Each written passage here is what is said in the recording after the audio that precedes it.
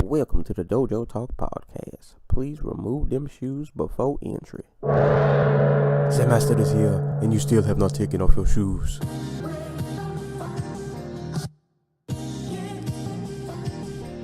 Yeah.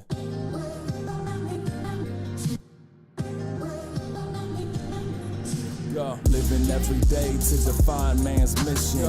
Look into the sky for divine transmission. Deaf man's vision makes the blind man listen. Eyes on the prize, this is blind ambition. Thank you.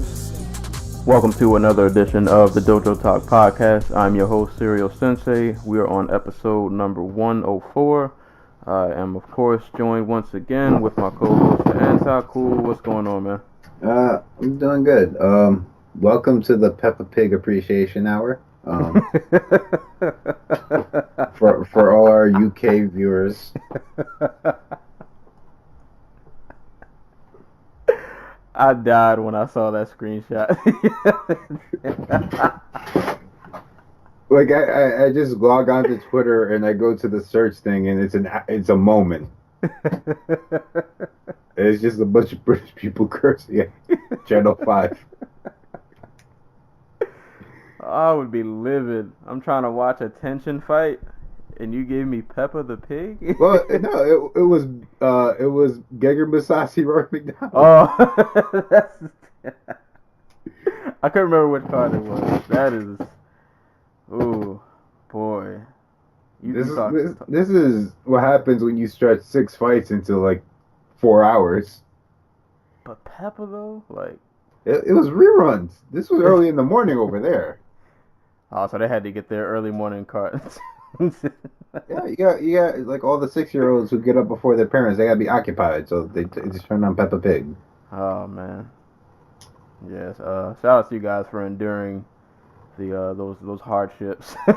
Shouts to the people who stayed up. So what? Like, let me think. So the card started at 10 here, and it's about 5 hours ahead there. So it's like 3 o'clock in the morning when the card starts, and like 5, 6 o'clock there when Peppa Pig gets turned on. Shout out to the people who stayed up for Bellator and Rizin, because like Bellator ended at like 1, I think, and Rizin started at 2. Well, no, Bellator ended closer to 1:30 because I know this for a fact because I fell asleep and I woke up at 1, and Rory McDonald was walking to the cage. Man, yeah, some of y'all are troopers, man. I crashed after that Bellator card was over. But we'll get into that in a little bit. Quick plugs as always. You can check us out on YouTube, SoundCloud, iTunes. If you're iTunes, please rate, subscribe, and leave a review. You can also listen to us on Google Play. You can hit us up on the Facebook page. Just type in Dojo Talk Podcast on Facebook, and you'll find us there. You can send questions to dojotalkpodcast@yahoo.com. And you can hit me up on Twitter @SerialSensei and all that good stuff. Top cities for the week. Coming in at number 1, Chicago, Illinois. Coming in at number 2, Denver, Colorado. Coming in at number 3, Atlanta, Georgia. Number 4, Miami, Florida. Number 5, Seattle, Washington. And tied for number 5 with Seattle was Des Moines, Iowa. And Dallas, Texas. So, shout out to you guys. Shout out to all the listeners all over the states. Shout out to our Tumblr folk who post and reblog. Shout out to the Twitter people who post and reblog. Definitely appreciate it. Speaking of Seattle, I don't like. I think I made it pretty clear in the past. I don't care about football, but Sunday makes it unavoidable on Twitter. Are they losing? No. So Earl Thomas. I don't know who this man is. He is flipping off the Seattle bench. He mind you, he is a Seattle Seahawks player. Yeah. But from what I can tell, he's flipping them off because he held out for a higher salary. I guess they strong-armed him to come back to play. And he ends up getting hurt. So now he's not going to be worth as much when he goes into free agency. Lord. So now he's just flipping everybody off. So God bless him. Hey, man. Such is life. I actually did watch some football for the first time this year. It's over at my dad's house, so family bonding time, all that good stuff. Best of well wishes to Tyler Eifert from the Bengals. I don't know if you saw this pop across your feed, but he had a really bad. I'm gonna assume he broke his ankle because ankles and limbs aren't supposed to bend that way, and his went like all the way in the other direction. It was bad. When will people realize that football is dumb? Oh God, I'm looking at it now. Yeah. Yeah, it's bad. It was bad, and it was. What sucked is because like that was like a routine tackle. Like it wasn't really anything out of the ordinary. It was just kind of like it was one of those freak things that just kind of just happened. Yeah, it's like what you call it? What was the dude's name back in the '90s? Who's Bo Jackson? There we go. Like the tackle that ended his career was just like a routine tackle too, but he ran so damn hard that his hip actually just popped out of the joint or some shit. Like it just caused it to break or something. Football is ruthless, but I've contributed because I've been a football fan since I was like a toddler. Whack. So. I've been contributing to this brutality. I mean, we're on a podcast about niggas punching each other for like $500. So I guess I can't really judge, but at least it's purposeful violence, you know? It depends on who's fighting. I mean, you sign up to hurt the other man here, and like football, it just comes with violence. Well, we'll get into the violence. There were some soul slayings and some blood, a lot that went down. But before we get into all that, all right. So between both of us, we got a lot of just news or random notes. So I'll let you do your news that you have listed first because I know you covered all the fights that I just conveniently just did not write down, and then I'll chime in at the end with the little bit that I have. All right. So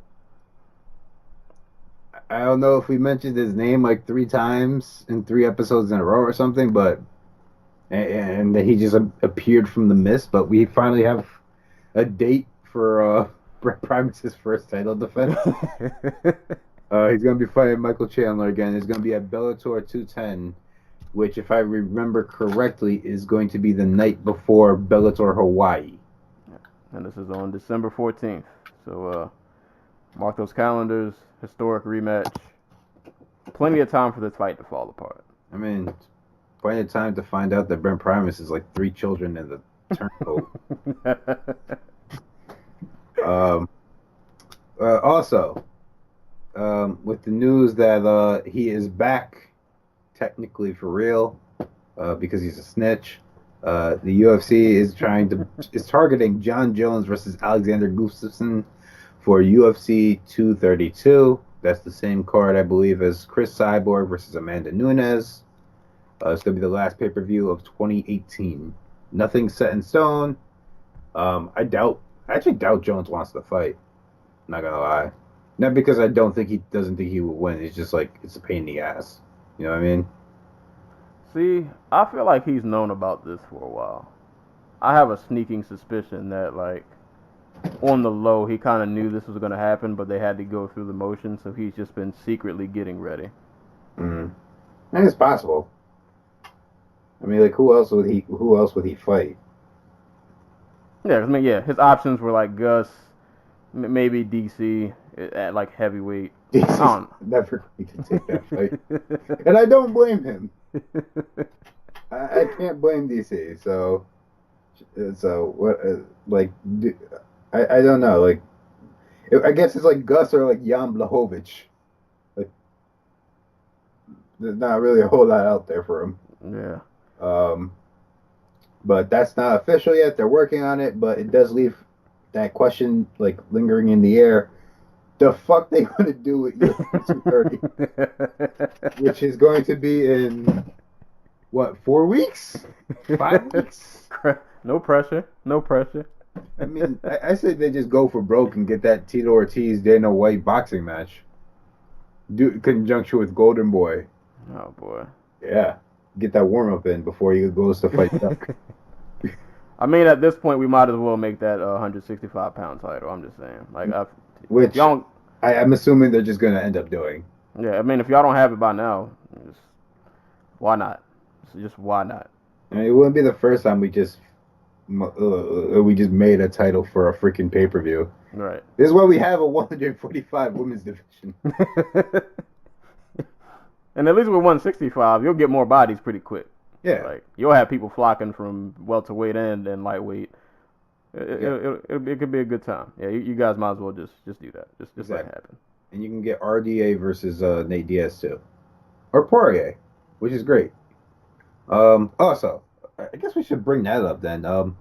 So Dustin Poirier and Nate Diaz took it upon themselves apparently to just state outright that their fight at UFC 230 is going to be for the inaugural UFC 165-pound title. Mind you, nobody told the UFC. And Dana White's been pretty vehemently against it. So, but they're still going along like it's going to be for the 165-pound title. So I'm just waiting for them to show up fight week at 165 pounds. Hey man, you gotta speak what you want into existence. Exactly. You know, you gotta put that energy in the air. I can't wait for media week to happen so they can just keep saying shit like this. Like, we're going to be fighting for the 165-pound title. And then Dana just has to, like, pull his belt off and just, like, wrap it around the winner because... I'm waiting for one of them to just come in with a custom belt.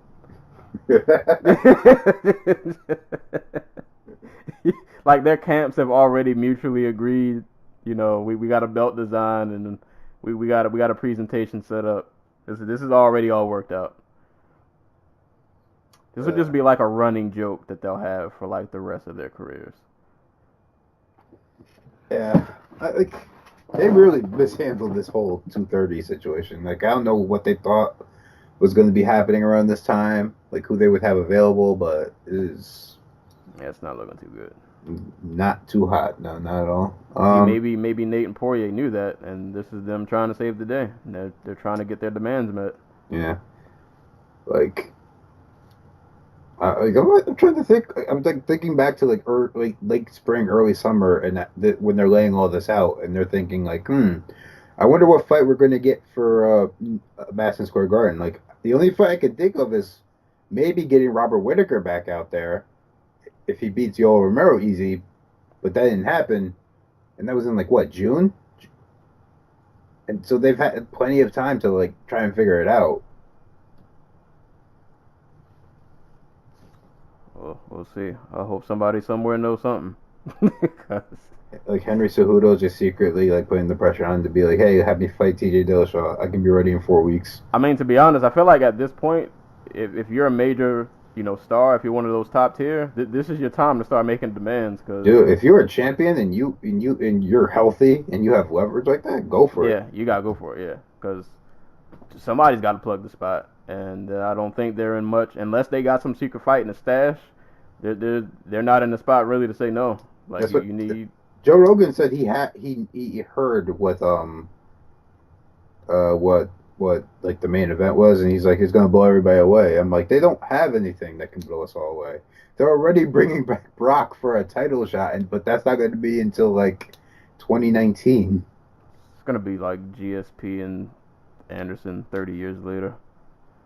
I mean, that's the fight like I thought they should make. Like, why not? It'll probably be that. But I think, is Anderson still suspended?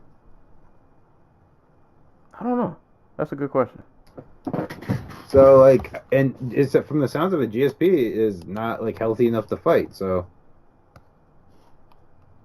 I don't know. A lot of people say they're not healthy enough, but when the paycheck is right. Shouts to Yoel Romero trying to get himself a light heavyweight title fight. Man. Listen, man, when the money starts adding up, you'll find a way. You will find a way to make it happen. Right. So, just last bit of fight announcements. Mark Hunt is going to be fighting Justin Willis, and Tyson Pedro will be fighting Shogun Rua at UFC Adelaide, which I believe is also in December.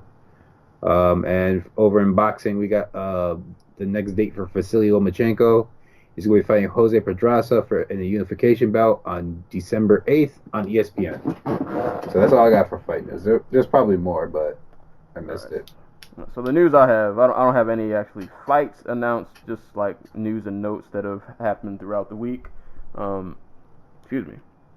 Kajan Johnson, after dropping his split decision to Rustam Kabalov, looks like his UFC career has pretty much came to an end. This has nothing to do with Project Spearhead. Yeah, look the other way. Wink, wink, nudge, nudge. So I think Ally Aquint is the only Project Spearhead fighter left. Which is crazy when you think about, because it feels like he should have been the first one gone. I don't know. We'll see. But best of luck to him, though, man. Hopefully he lands somewhere else. In other news, the UFC has altered their anti-doping policy. I found this pretty interesting. I don't know why this wasn't the thing from the get-go, but that's neither here nor there. So what they're altering is basically violations won't be announced until after the resolution has been, come to and completed.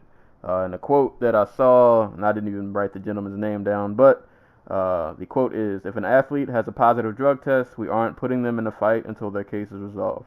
But what we can do is give the athlete an opportunity to educate their issue without the public rushing to judgment." So, in a nutshell, I guess this can kind of help avoid situations like the JDS situation. So we're just gonna get like guys pulling out because of injury, but it turns out that like they had a USADA violation. And that's what I was wondering. I was like, I don't think there's a way that you can can't hide it. Like, right. We're gonna know if you pulled out like 3 times. It's like, all right, bro. Like, you gotta stay off. You gotta stay off the gram too, because like you can't be like Brad Tavares and just train through injury. So, yeah, but I just thought that was interesting. So I don't know. Hopefully that. I don't know if that'll make things run smoother. I mean, if anything, though, I do agree that results shouldn't be. You shouldn't be throwing out quote unquote potential, and then you still have them go into a fight, and you don't even know what's going on. The case hasn't been concluded. So in that regard, cool. I agree with it. Hopefully. Go ahead. No, I was gonna say hopefully it leads to some kind of positives. I would hope. Or did you have something to add on to that? Brent Akamoto got some push, a lot of pushback from fans over something he tweeted about John Jones, where he was like, if an organization spends 15 months to just reduce a dude's suspension, one they wouldn't have given because they found that he had no motive to cheat. Like, are they really doing their job? And I kind of agree with him. So, like, when these do, like, these potential violations, like, I don't know why the turnaround for all these drug tests is so slow. I don't think it's a USADA problem. It's probably a drug testing thing. But until you get that solved, like, nobody should be waiting, like, 2 months to get their, like, B test done. You know what I mean? Right. So yeah, you were thinking an organization this big, like this should flow a lot smoother. I mean, we just found out that like nobody cares, and no drug testing organization in the world is worth their salt. Shouts to WADA. Yeah, I don't know. I'm wondering how long USADA is actually gonna stick around. Like, I wonder if eventually that just won't be a thing anymore. I don't know. That'll lead into another conversation that I don't even really want to get into right now. But last bits of news that I had: Michael Mayday McDonald retired after unfortunately breaking his hand again. He said if he broke his hand one more time after he signed with Bellator, he was going to retire. It's been 2 fights. I'm surprised it took this long. Yeah, it happened. So he's out of here. He's gonna go back to what is it? Wood stocking. Wood chipping? Woodwork, bro. Woodwork. His real passion. Okay. Like, if you know anything about Michael McDowell, it's that he likes carpentry way more than he likes fighting. Kind of sucks though, man. Like, at one point, this guy was like, in his UFC rise, he was starching dudes. Yeah, this is what happened when you just, like, your only training partner is your brother, and your brother's the type of dude to come out his Tachi Palace fight with, like, his best friend rapper who sucks ass. Like, Just think about it in hindsight. Like Brad McDonald, it seems like the polar opposite of his younger brother, who is just like this conservative Christian dude. He's just coming out here with like, yeah, no, we shoot people. Gotta have the yin and the yang. You gotta have the balance, you know. Who's the yin? Who's the yang? That's I don't know. But no, it kind of sucks though, man. This dude was like at his peak, was like one of these top bantamweights. He was out here. He was lighting souls up. I'll never forget what he did to my homie Miguel Torres. he was lighting people up out here, man. But best of luck to him. But I assume if he's passionate about woodwork, he'll find his way. But best of luck to Michael McDonald. And the last note, HBO and boxing. It's a wrap. It's over, done, finito. However else you can say no or done in any language you can think of. No mas. Yeah. They're out of here. Last event is going to be October 27th. And that is headlined by Daniel Jacobs and Sergey Derevinchenko. I probably said that terribly wrong. But, yeah. So after October 27th, there will be no more HBO boxing. They will be calling it a wrap.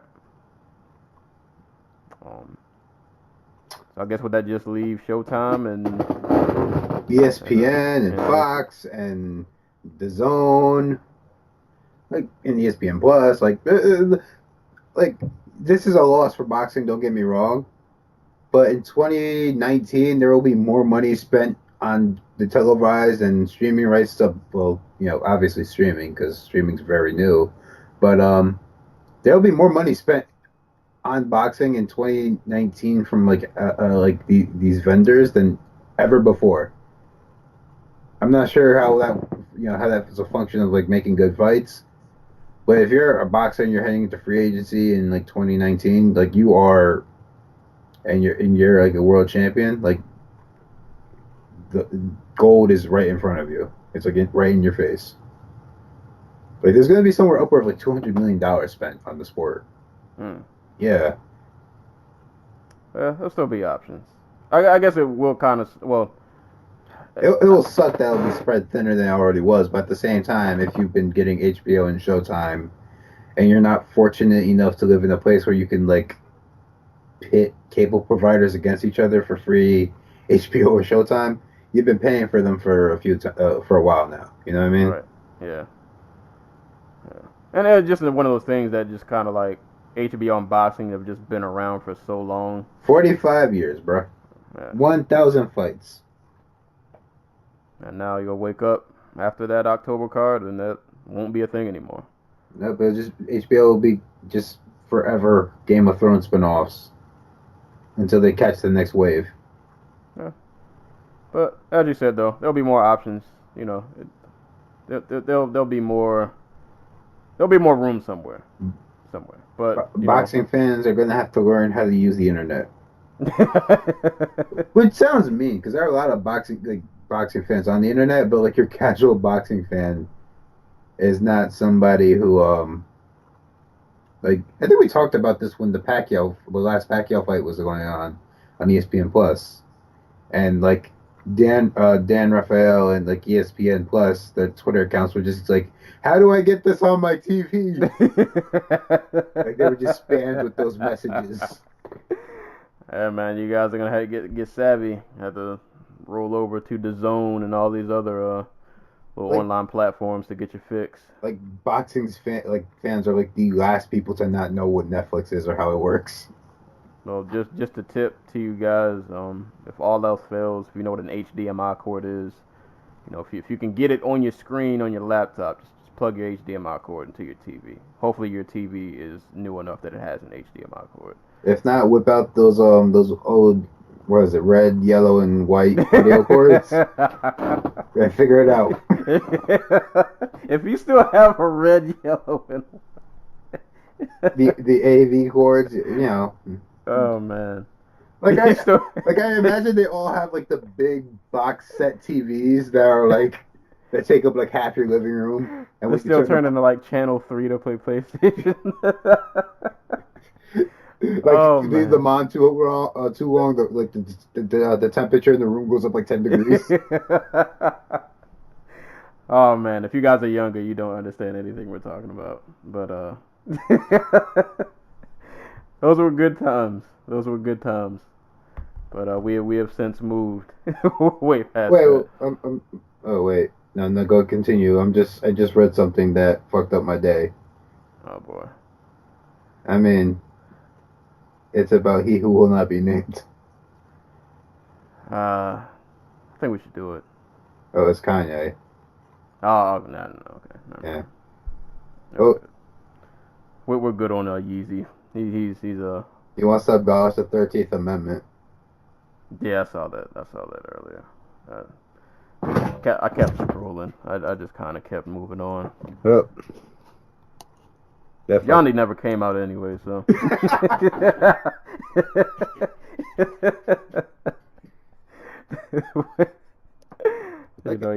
Yandi wasn't a thing. You see, if that was me, I would have just been like, it's on tour somewhere. Go find it. Shouts to Kanye West and Lauryn Hill. Hear about Lauryn Hill? That she's just kind of she's been losing her mind for years. She canceled. All right, so this is a side rant before we talk about the fights, but I had to talk about this because I just. Oh, well, if you want to finish up the news real quick then, because we still got a couple news stories and okay, go. There's two of them are sad. And yeah, I forgot. Yeah, we do got to get to those. Yeah, and then one is really funny. Really funny. But let's do the sad ones first so we can. All right, so UFC fighter Abdul Razak Al Hassan has been charged with sexual assault, as is former world champion Floyd Mayweather opponent and recent mainstay on Fox for some reason, Victor Ortiz, who is being charged for both sexual assault and rape. So, sad bit of news. I want to say I shouldn't, I didn't see this for Victor Ortiz, but at the same time, I could totally see him being just the worst type of person. I don't exactly remember what Al Hassan's charges were. I remember, and don't quote me on this. Something about the story. He was he a bouncer? Yes. I think at like a club, and some girls were drunk, took him home. One of those kind of situations. It seemed kind of messy. Yeah. It seemed kind of messy. But me personally, I don't like to throw accusations till I get facts. So I'm not gonna jump out the window on the guy. But that story did just seem kind of messy. Yeah. So I hope it's not true, but if it is, you're out of here, bro. Like you're out of here. Yeah. But, same with Victor Ortiz, who has a fight coming up, I think. Yeah. But just to cleanse our palate before we move on, I actually have two stories here that are really funny. Do you know who Billy Joe Saunders is? Where did I see? I saw his name like the other day. He is along with formerly along with Golovkin and along with Canelo, he is a middleweight champion in boxing. He is notorious for kind of just being the third wheel in the division, but he was also in the press a little bit because he said Canelo, who's failed like 2 drug tests, should have been banned from boxing for life. Oh yeah, okay, yeah, I remember this. So the next obvious step in his story is that he tests positive for drugs for his upcoming fight. I don't remember the drug exactly that he tested positive for, but it was a weight cutting drug on a voluntary test. I don't know what's going to happen with the fight. It was actually one I was going to go to because Katie Taylor is going to be fighting on the undercard. It's in Boston on the 20th, I believe. So good job, Billy Joe Saunders. You did it. Boy, how life comes full circle. Yeah, it's poetic. Oh boy. But our absolute last bit of news, which is still hilarious to me, is that the Bellator welterweight Grand Prix champion, the man who will win himself $1 million, will be paid that $1 million by no one other than Mr. Curtis 50 Cent Jackson. Who was popping bottles with Douglas Lima. That power money is spreading down. It's trickling down. Oh man. I will say though, like, did you see they put the camera on him during the fight? He looked like he was focusing really hard on that fight. Dude, 50 Cent is a legit combat sports fan. Like he was super focused. Like when 50 Cent likes something, he goes all in. Like you saw that picture he took at his son's birthday party of like himself dressed up as Cyborg. Yeah. So like when 50 Cent likes something, he goes all in. I'll give him that. I was gonna say, like, if it wasn't for power, I'd be wondering, like, where the fuck did that $1 million come from? Like, this man claimed bankruptcy like 3 years ago. Hey man, he's doing something right. I mean that's cool though. You know, extra mil. Yeah. Well, are they trying to match PFL? Is that what this was? Was this a power move? This was a smart move. Like, they got somebody else to pay the money that they promised their fighter, as opposed to just paying them out of pocket. Hey man, yeah, that's a good move. And now 50 Cent, anytime he's in town or Bellator's in town, he's just good, easy Instagrammable moment for a guy who has like, I'm sure like 50 million Instagram followers. So free publicity. I like it though. Like I feel like it's a good. It's just a different look for Bellator. Like they're just stirring up the pot a little bit. Like get people talking. On one hand, it's not like they got like a Jay-Z or a Dre or like somebody who like 50 Cent's kind of a punchline. Just because like he's a 40-year-old man who acts like he's 15, who's out here trying to troll people. You know, I wouldn't say trying. He is very successful what he does. It doesn't have that same cachet, I guess I'm trying to say, but like it's still a good look. They got an outside investor to invest $1 million into something, and all they got to do is hawk his his liquor.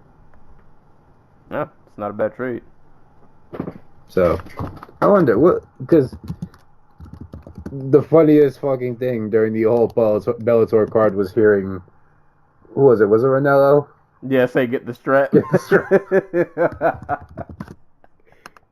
It's like, Mara, I never want to hear you utter this phrase again.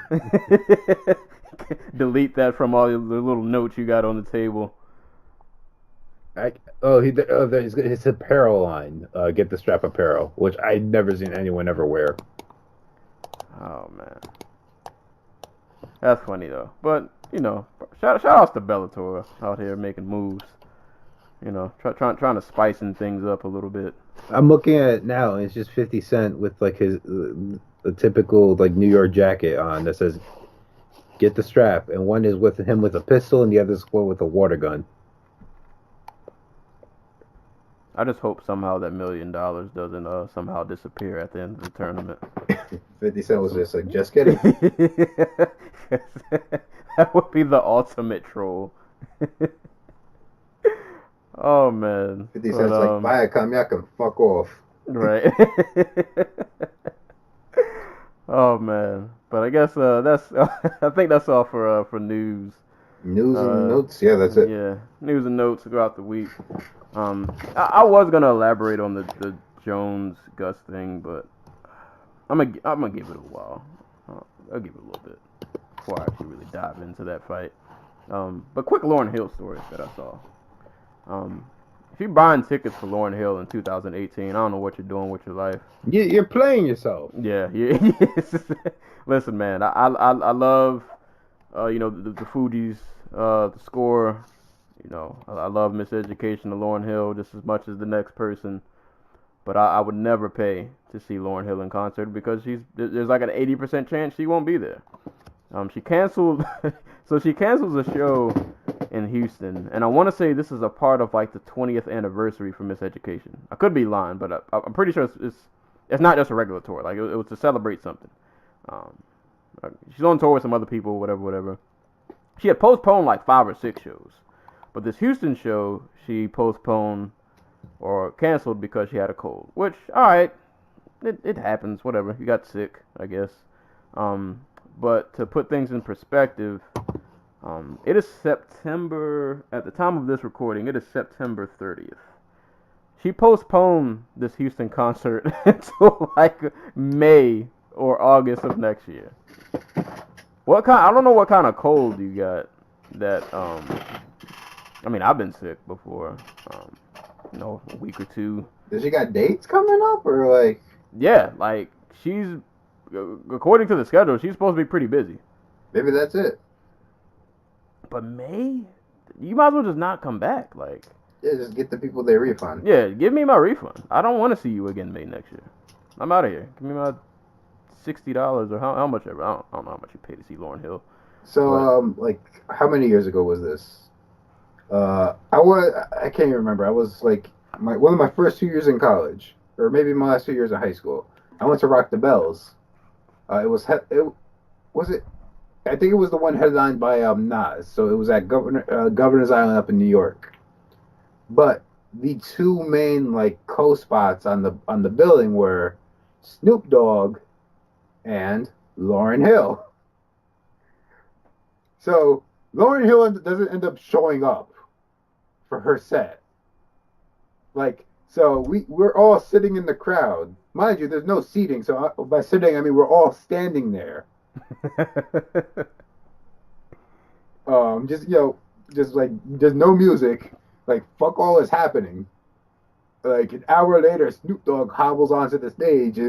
Like, the dude gets on the mic and is just like, guys, it's not Snoop's fault that Lauryn didn't show up. This is what happens when people don't show up. Like, because I guess Snoop Dogg just showed up just in time to make it to his set. Then Lauryn Hill shows up, like, after his set, goes through her entire catalog, like the shit she did with the Fugees, like her Miseducation Lauryn Hill, all in like 20 minutes. The band plays.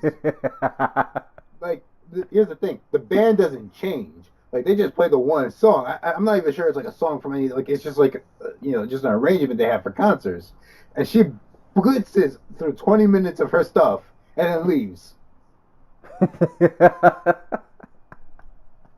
It was surreal. That is a Lauryn Hill touring in a nutshell.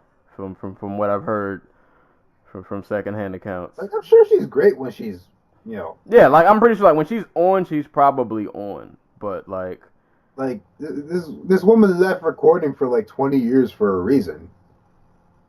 Like, she doesn't want to do this. Yeah, her chakras are not fully aligned.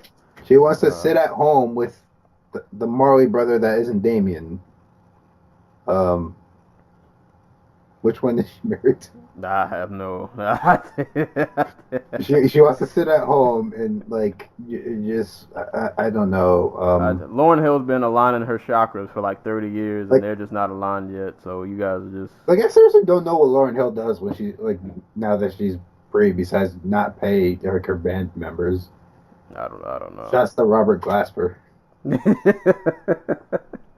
I don't know. I just wanted to throw that little side rant out there. Thought that was a funny but sad, but funny story. So shout out to everybody who's buying tickets for Lauryn Hill in 2018. Stop being an enabler. But let's move on to some fight news, actual fights. So there's actually a lot that went down within these last couple of days. LFA had a card, Glory had a card, Rizin, Bellator. So plenty still going on. I think there was some other, like Cage Warriors had a card too. Lot went on. Even when there's no UFC, still plenty of people getting punched and kicked in the face. So I'll start off with Glory 59 Amsterdam. Just go through this a little bit because we can kind of blitz through this pretty fast. Didn't catch every fight, but some of the main ones that were worth of note that I did get to watch. Starting with the headliner, Rico Verhoeven versus Guido Innocent. I think that's how they pronounce his name. I don't know. It's kind of Rico being Rico. Like, Guto didn't really have much for him. Wasn't the most exciting of Rico performances that I've seen as of late, but So it was it a was Rico. still... It was a Rico Verhoeven performance. Is what you're saying? It was still a one-sided 50-45, you know. Yeah, Gudo didn't have much for him. Like, Rico just kind of picked him apart for the better of 5 rounds. Not a lot technical wise to get into, really. You just, if you've seen Rico dismantle people for 5 rounds, it was kind of like this. But I feel like this one, it wasn't as... I've seen him, like, technically break people down, and it actually looked like, I don't want to say exciting, but like, you're kind of impressed. Like, ooh, like, he's really beating the brakes off this guy. And I feel like this wasn't that. Like, it was one-sided, but it was kind of like, I'm just kind of waiting for this to be over. Yeah. But to Rico's credit, he's kind of so good that, like, nobody really has anything for him. Like, most of the guys they throw in there, he's so many levels ahead of them that it looks boring. Well, he's just big. Well, he's big and he can fight for like a hard 15 minutes. Right. Which you can't even find such a dude in the UFC that often. UFC, yeah, like, for a dude his size, like, he can go. Right. Yeah, he can go the whole time and then not really tired out. And even a slightly winded Rico is probably still a full, you know, Rico being half winded is probably like your full. So it's like it doesn't really matter. Like, Rico gonna Rico, basically. So shout out to him, man. He went out and did what Rico does. I think that was like his 5th or 6th title defense. At this point, I have no idea who they're gonna bring in to beat or challenge this guy. But you know, Rico gonna Rico. Yeah. I mean, this dude. We're talking about some dude who fought Bigfoot like last year. Like, let's be real. Like, there is no heavyweight kickboxing division. They all left. Like, Ayers retired, LeBanner retired. Well, Ayers is dead. Rest in peace. What's his name? Honestly, I feel like after, like, the Gita era. Yeah, Gita retired. Spong is doing MMA for some reason. Who else? Saki is Saki even fighting anymore? Yeah. I don't know. Spong's doing boxing. Saki's doing MMA. That's what I meant. I'm thinking of the other dude. But so the only one left is Badr Hari. That's it. Which is crazy because he was the last one. I assume he would have been way gone by now. He's still out here, but they fought already. But, yeah, I mean, yeah. Like, soon enough, like, freaking Rico's just gonna have to fight like Derek Lewis. Right. Like, here's Josh Copeland. Here's Jared Rosholt. I mean, like, Rico might as well just get into MMA, and I think he's fought in MMA before. Yeah, once or twice, I think. Yeah. He might as well just make the step. Like, I think he's just like comfortable because like he gets paid like pretty well. Yeah. Not just by Glory, but like he's sponsored by like Mercedes-Benz in like the Netherlands. So like he's like living comfortably. I'm sure he's not like a multi-millionaire. But he's not struggling. But yeah. The dude's not hard for... Yeah. A bit of news while we're recording. Sean O'Malley's out of UFC 229. Hi guys, Sugar Show here. I want to be the first to let you know about what's been going on. As many of you may have seen, the UFC announced this week that they are no longer announcing potential violation of the USADA program because of a high number of unintentional use cases under the program and are instead waiting until the end. I find myself caught up in one of these exact cases right now.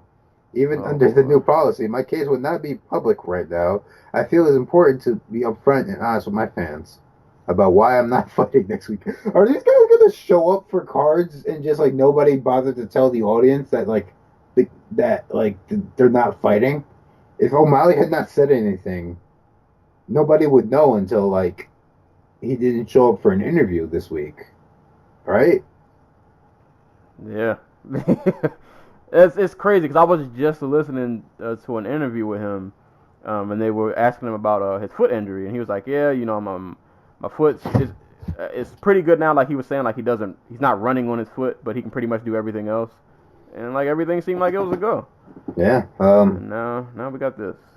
So I've been working with Jeff Novinsky at the UFC. I believe that we have already identified a dietary supplement that would have caused this. We sent remaining samples from the bottle I took to the USADA lab, and as well as a full sealed bottle. I'm told that testing of these supplements can take as long as 30 days. Jesus Christ. I will continue to update you all about the findings, but I fully expect the results will be where I already know that I did nothing on purpose. I do nothing on purpose too, Sean O'Malley. It just kind of happens. And like, come on, man, you can't tell me Sean O'Malley's out here roiding. I mean, I could believe it. I wouldn't. I don't know. I don't know. I mean, he's not roiding. He's taking something to just stay in the gym longer, probably, if he's doing anything. I don't. This is a mess. You know what? I think baseball had it right when they just turned the blind eye and they just let everybody just. I mean, it makes the game so much more fun. Like, at this point, like, I get it, man. You don't want people to cheat. I understand. They don't want people to die. I think that's their main concern. But it seems like in the quest to clean it up, they've somehow made it worse. Like, cause I'm convinced that like a lot of these. I mean, we've seen it though. Like a lot of these potential doping violations, some of them turn out to be nothing. Like, how long did JDS have to sit out only for us to find out that it's like, oh, you're clear, you're good, nothing to see here. And it's like, why are we doing this? I don't know. Just give everybody roids.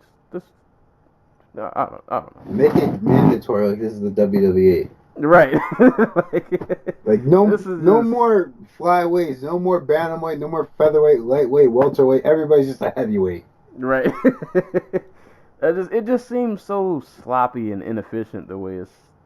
Like, I understand what they're trying to do, but it seems like there's got to be a better way to go about this. I don't know. I don't know. But I hope he gets cleared. I hope it's nothing crazy. That kind of sucks, though, man. I was looking forward to kind of seeing him on that card, but it is what it is. But back to Glory, co-main event, which is a fight I definitely want to talk about. Oh, wait, really quick. Rico Verhoeven looks like the villain in like an 80s movie who would like make a pass at your mother before he tears down the nature preserve where you play with your friends. Rico's definitely making a pass at moms. like he's trying to marry her to inherit your house. They just need to give him like an evil mustache. Like, that's all he's missing. He's got the build, he's got the hair. He just needs the evil stash, and he'll be on his way. But co-main event of Glory 59. We had a unification title bout. All right, forgive me, Lord, forgive me. I'm gonna butcher this to death. Pech Monrong, Yat Mukau. Pech Panaram. I'm just gonna call him Pech. Pech Panarang. Yeah. We had Pech versus Robin Von Roosmalen. It's not very rare that I've ever uttered this sentence in my life, but Robin Von Roosmalen got worked. And it's very rare. I don't think I've ever said that before. I think the last time we said that, like, he lost to like Sidichai. Yeah, Sidichai and the wristy fight. Yeah. Oh, that was a good night. That was a crazy night. Oh, dude, I was there live. Oh man, I was losing it watching that from home. Nah, man, Pech just really just legit just outworked him, and it just Robin looked like a deer in headlights out there. Like Pech was just so active, and it wasn't like he was really cracking Robin with a lot.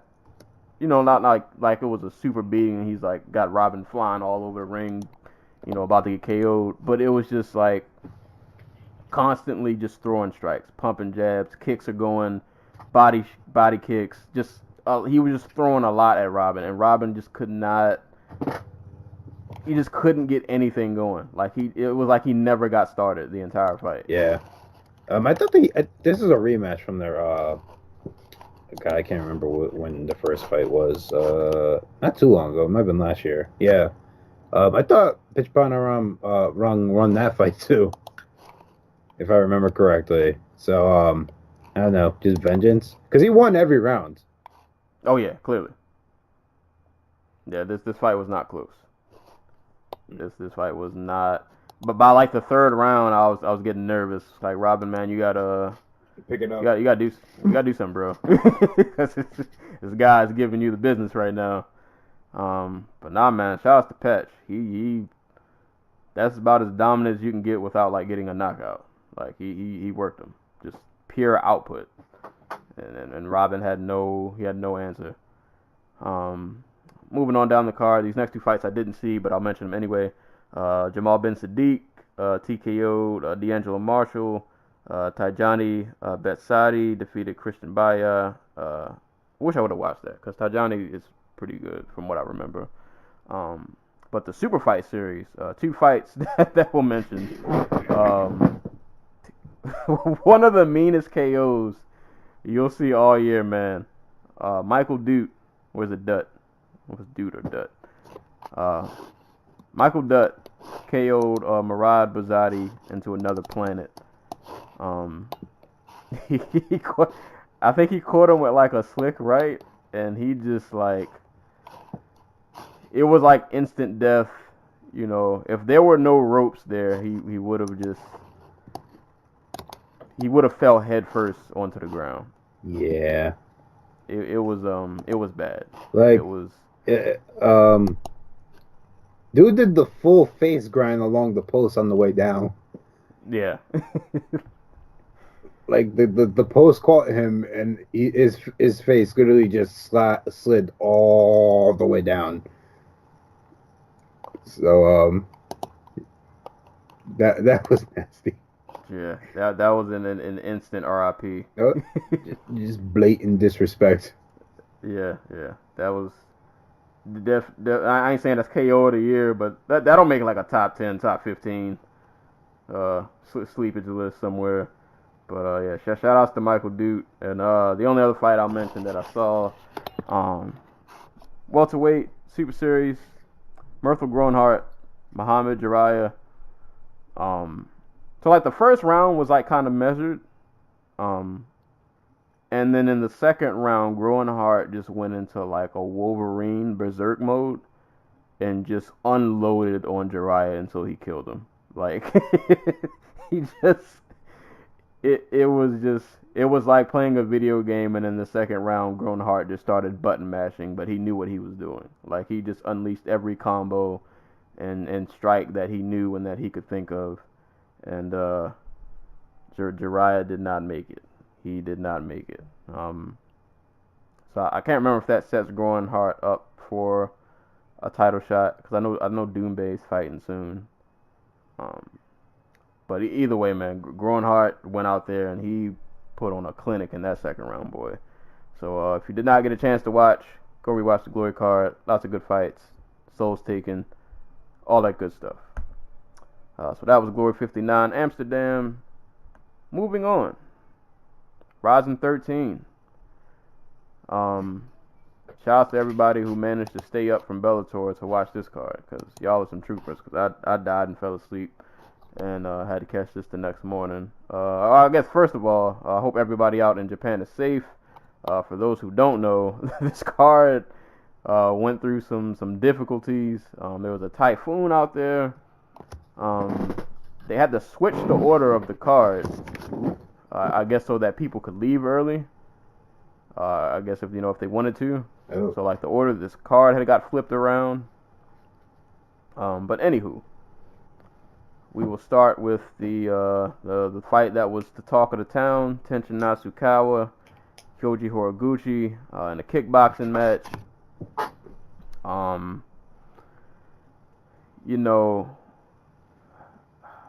don't even know where to start, man.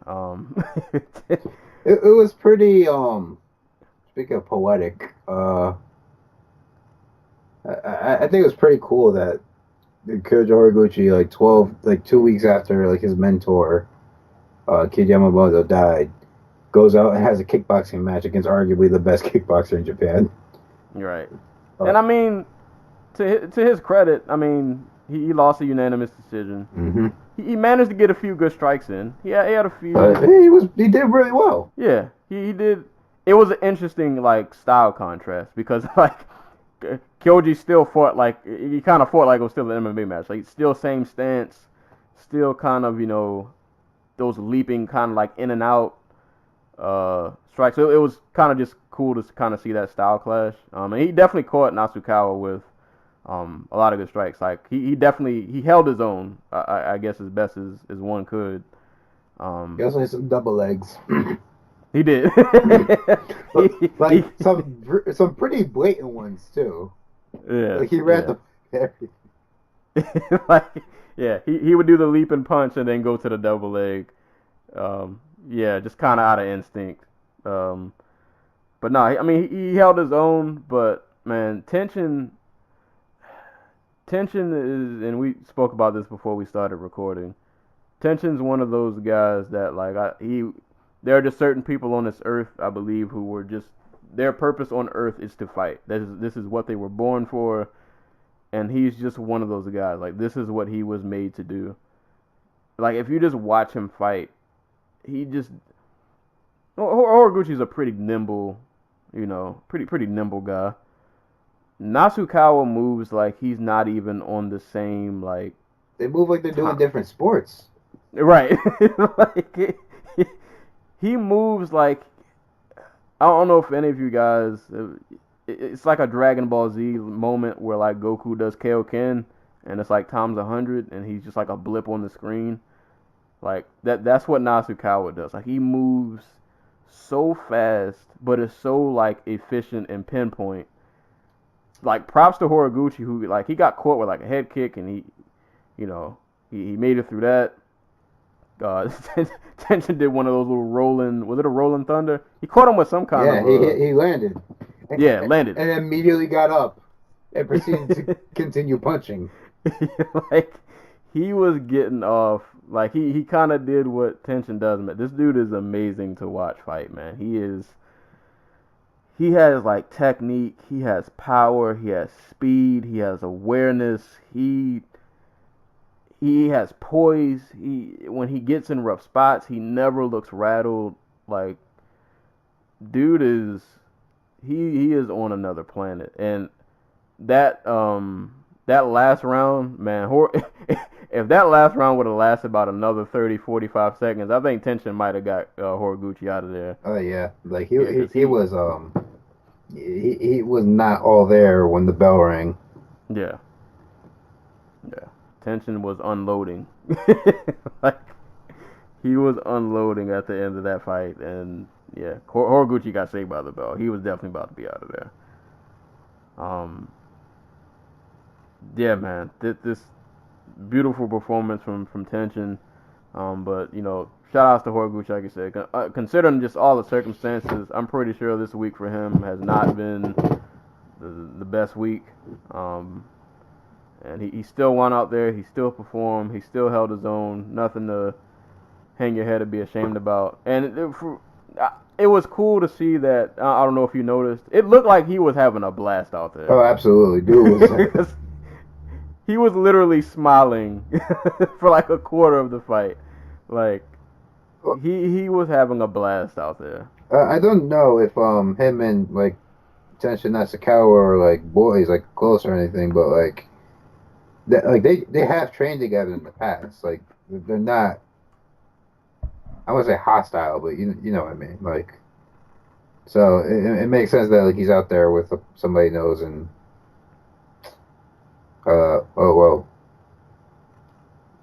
Stokes is saying that Fedor versus Chael is going to be on Thursday. What? Yeah. Bellator, what are you doing? We'll come back to that, but no, it makes sense that he's out there having fun with somebody who, he's put in work in with before. So, and this was all just a game jump. Like, what's the worst that happens? He goes out there, he gets knocked out by the best kickboxer in the sport. Right, and a fight that you just that you took to see how good you could do. Right. Like you weren't supposed to win this. Like you holding your own is basically like a moral victory. Yeah, exactly. Like we talked about last week. Nobody remembers the fact that Masato beat Kid Yamamoto. They remember Kid Yamamoto putting Masato down. And I mean, if we're being honest, Kyoji did better against Tenshin than some of Tenshin's other people that he's fought. Yeah. Other people who are like actually like legit, kickboxers have been doing this their entire life. He held his own better than some of them did. So, kind of is what it is. But great main event. Tenshin is just out of this world.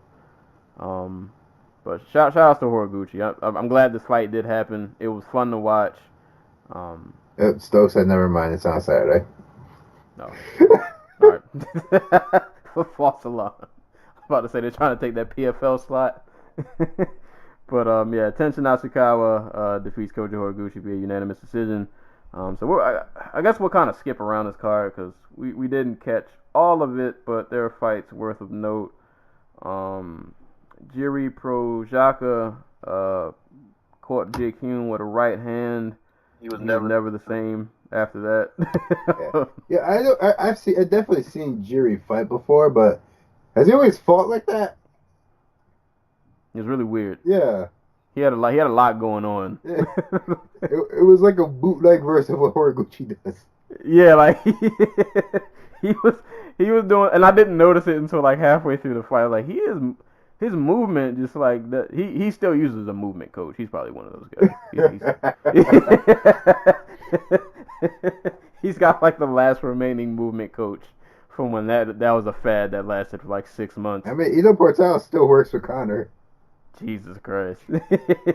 he was definitely doing some movement coach things out there, but it worked, man. He blasted Hume with a right hand.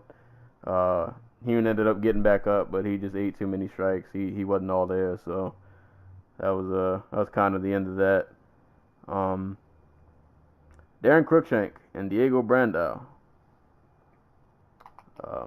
Before we get to the fight, how is Diego Brandao, who basically got cut from the UFC because he pistol whips some dude outside the club, the second most reprehensible person on this card? Hey, man. Maybe he turned his life around. I don't know. But he didn't make it out this one alive. No, he did not. You know what the funny part is? He looked like he was actually like ready to go 3 rounds. For some, like he was still aggressive, but it wasn't like he didn't look like he was about to fade, But right before he died. Yeah. I'm glad Cruikshank found a home over here. Like I feel like Rizin is like really perfect for his style and just what he does. You can just come over here and just have these just fun fights. So he can just be nice and flashy. He doesn't have to win every time out to have a job. Right. Yeah, it's perfect for him because he's a very inconsistent dude. But he's inconsistent in a fun way. Yeah, and his flash was in full motion. He had his spinning back kicks going. All of the flashy, Cruikshank things you would normally see, he was doing. And Brandao, the knee that you don't see. I don't think he was ready. Flying knee, instant death. Right. Like no getting back up, no second chances. Ducked right into it. Yeah. It was oof. Why is he at lightweight? Brandao. Because he didn't want to cut weight no more. I think it's that simple. You know who should be in Rizin? I don't know what happened to him since he got cut from the UFC. But whatever happened to Maximo Blanco? Oh man, that's a dude who was built for JMMA. Like I'm not sure if he got like arrested or something. Yeah, I don't. God, I remember once upon a time, my friend, shout out to my homie Davon. I didn't know about Blanco before the UFC. and he was sending me his videos, and he made me sip the tea, man. I was a believer. It did not work out. I mean, he just kept getting into freaking trouble in fights before eventually just like his violent streak just stopped working. Yeah. Like if the Haley fight had happened in the Rizin ring, he would have won. Yeah, he just did not pan out. Him and Crookshank would be fun though. He should go over there if he isn't. Who knows what he's doing. Hopefully he's not in trouble somewhere. I mean, as far as I can tell, he's just like not fighting. Oh, Blanco, if you can listen, this podcast somehow makes it to your neck of the woods. Go over to Japan and bring your violence where it'll be appreciated, and they'll just keep bringing you back as long as you are able to throw a punch and a kick. You'll have a job. But that was that fight. Crookshank via flying knee of death to Diego Brandao. Miyu Yamamoto defeated Andy Wynn via wrestling, unanimous decision. But didn't her brother die recently or something?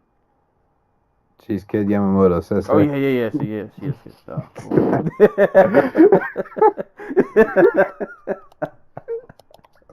Oh, I almost want to edit that out.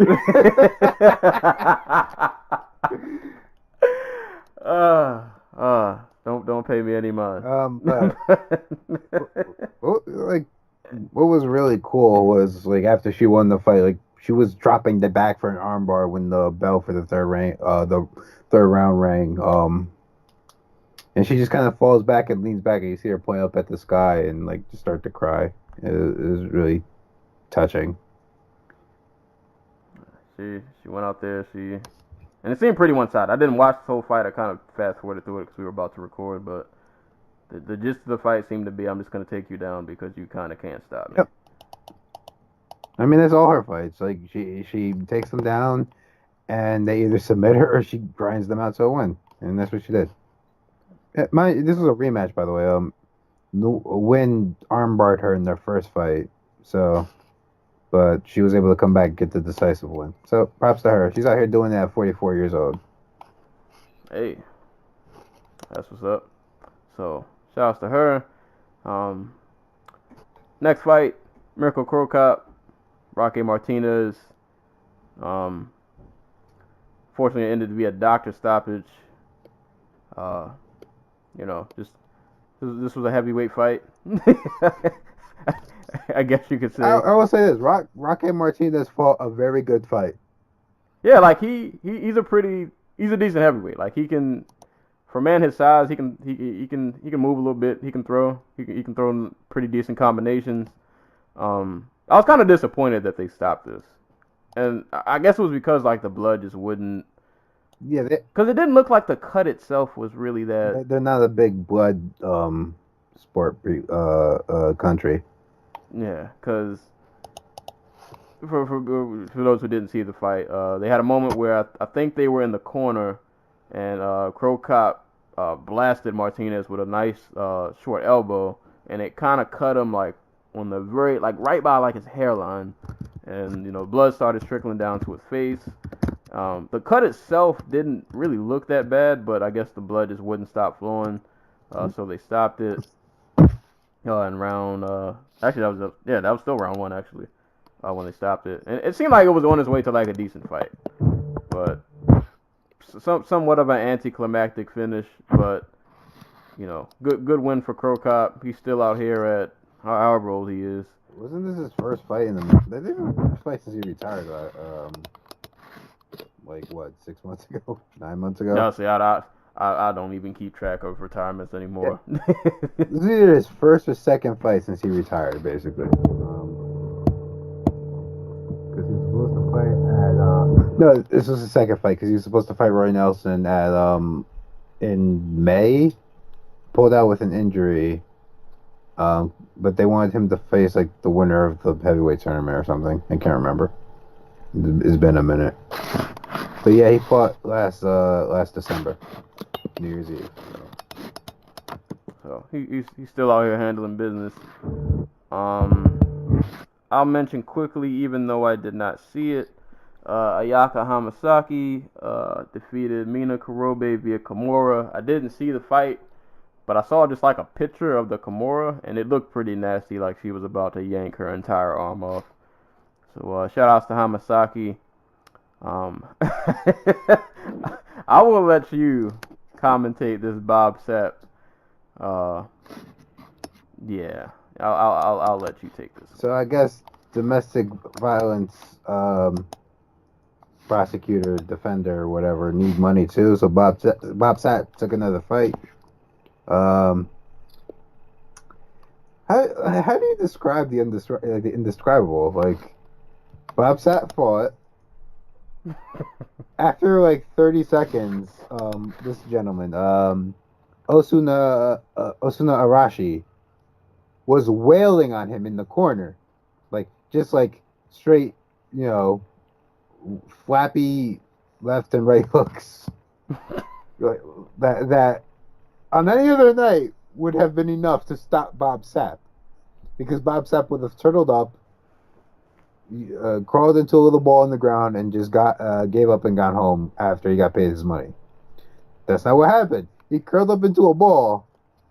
Asuno Arashi got tired. Bob Sapp just like circles out the corner, and the crowd erupts. Not because they're surprised. Not because he made some like valiant escape, but that Bob Sapp did not give up after immediately facing difficulty. And from there it was, how do you describe, like, it was a slap boxing fight where they managed to both cut each other open. Osuna Arashi got tired first, and it was just like he would throw the right hand and then throw it back the other way. It's like a back fist because he didn't want to use his left hand. And then the third round came around. And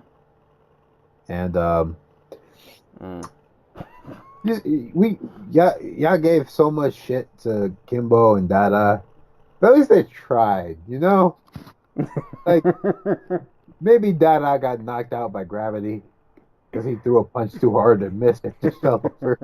But at least he showed heart, This was Bob Sapp. Bob Sapp was too tired to chase Osuna Arashi down, and he just kept circling away.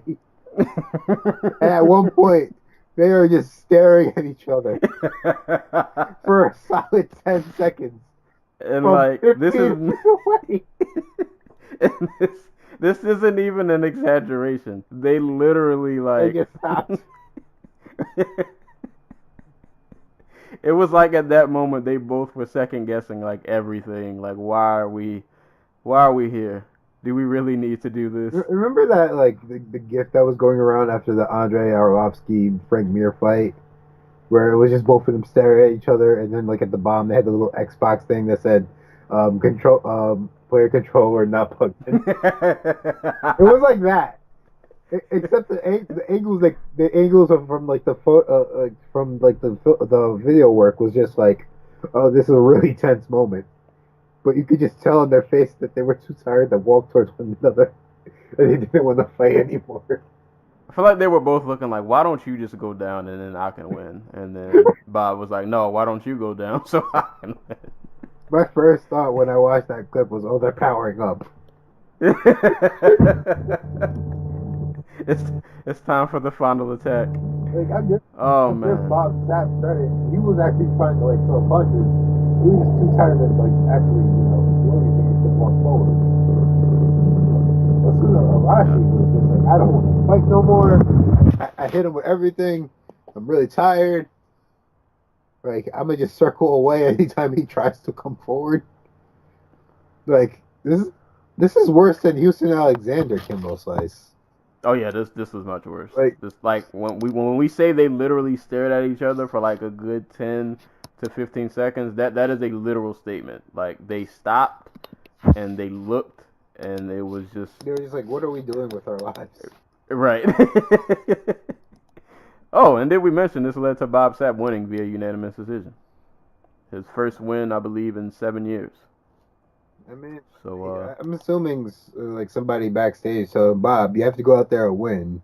Like it's bad enough we signed you while you have all this domestic violence like shit going on in the background. Like if you don't bother to put on a show, what are we paying you for? right. Besides like bad So- publicity. Bob Sapp won out and Bob Sapped.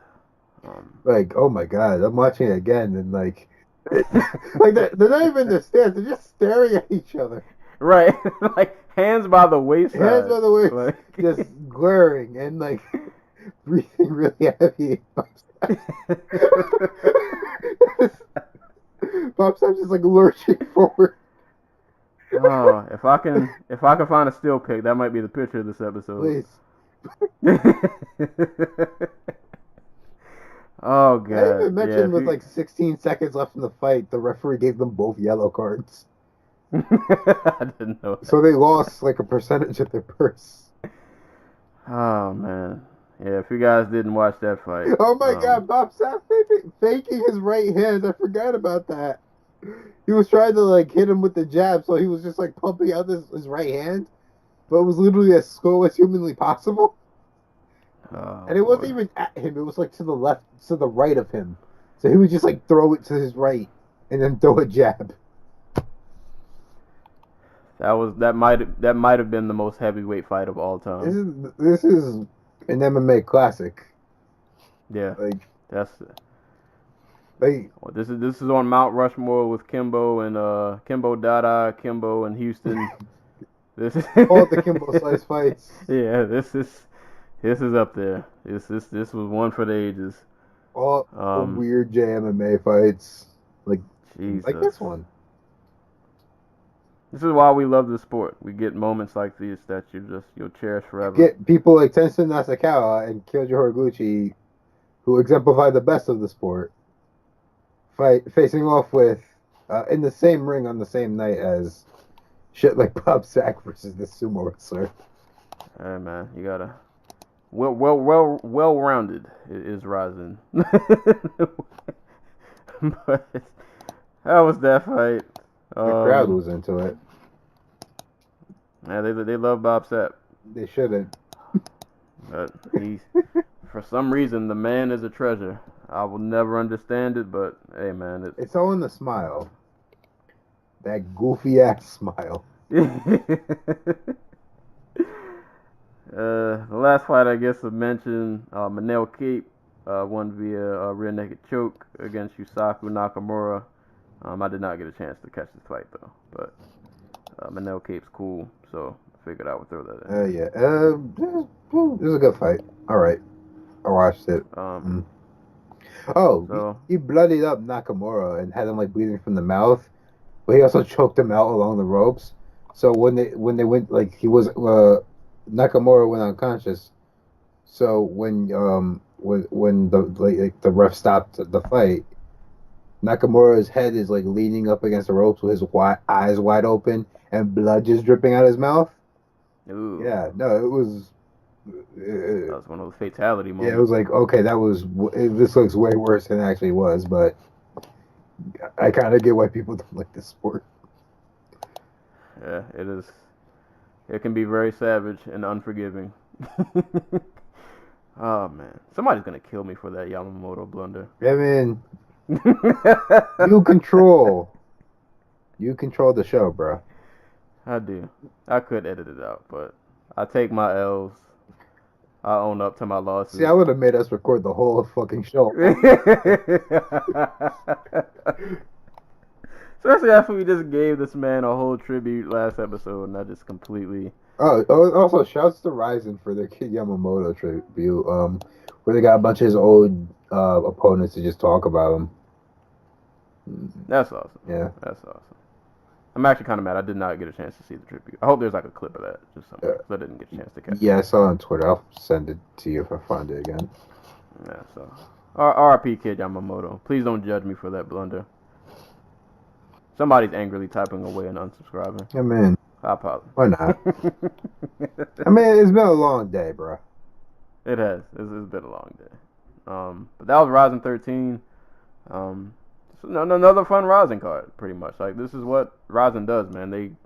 They just give us fun fights. Like, this is like the one organization that I watch, and I don't really care about like title shots and who's champ and who's like necessarily the best.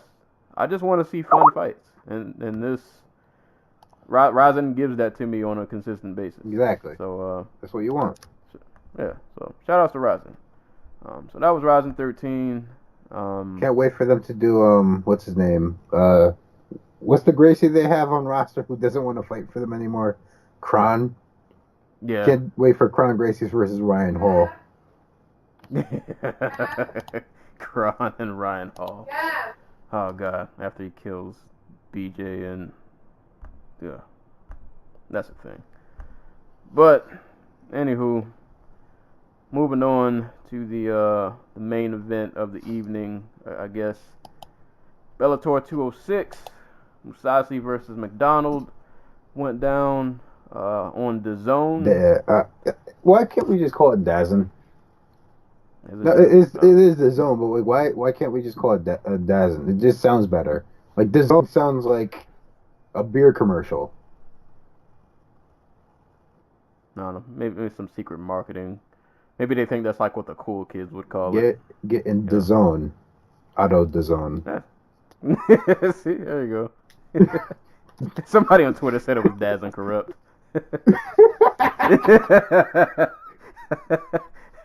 I think that was Grabaka. I think that was it. See, that's a good one. That was a good one. Shout outs to Grabaka. That was a good one. But so you know, if you so did you watch this on DAZN? I did. How do you feel about the interface and all that good stuff? So the reason I didn't end up watching Glory or Bellator live yesterday was my mom got married in Point Pleasant. Hey. Yeah, so I had to go. I drove 2 hours there in the morning and drove 2 hours back. So obviously, I was tired as hell. Yeah. So like as soon as we got home, like I flipped on my phone to like turn the thing on, fell asleep, woke up in time for Rory Gegard, and like after the fight was over, I tried to like go back through, and like I had to skim. Yeah. Like they didn't Fight Pass has all its problems, but one thing I really like is if you're rewatching a card, it'll have the fight separated. Separated, yeah. So you can just pick what you want to see. Yeah. Yeah. So other than that, like it was fine. Like, I had some HD quality issues. Like it was showing in like, I'm going to say it's like 240. Yeah, like it was not great at first, but like eventually it worked out. Like I watched it again this morning. It was fine. But like interface wise, it was fine. Like, yeah. Did you ever figure out if is it really just only on your phone? Okay, no, it's not. Right. I found that out because I watched it on my laptop. All right. So no, you can watch it. I watched it on my laptop. Actually, I just plugged my HDMI to my TV, so I could watch it on my TV screen. Yeah, and for those if you haven't used DAZN, I mean, like it's nothing really crazy. It's a pretty simple layout. It's very self-explanatory. But yeah, like you said, kind of my only drawback that I hope they'll correct is if you go back to watch any card, you can't pick like, oh, I just want to watch Gegard versus Rory, or I just want to watch Aaron Pico. Like you have to skim through the entire thing to find where they're at. I'm looking at it now, and they do have replays for like McDonald, Musasi, and Jackson Silva, but I'm not seeing ones for like the Pico fight. Like I see highlights.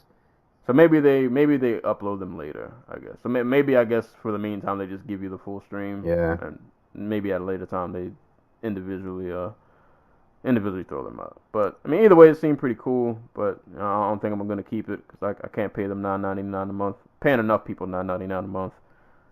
Can't add you guys on the bill. You know, but if so I just found this out because like I just got it yesterday. They have KSW.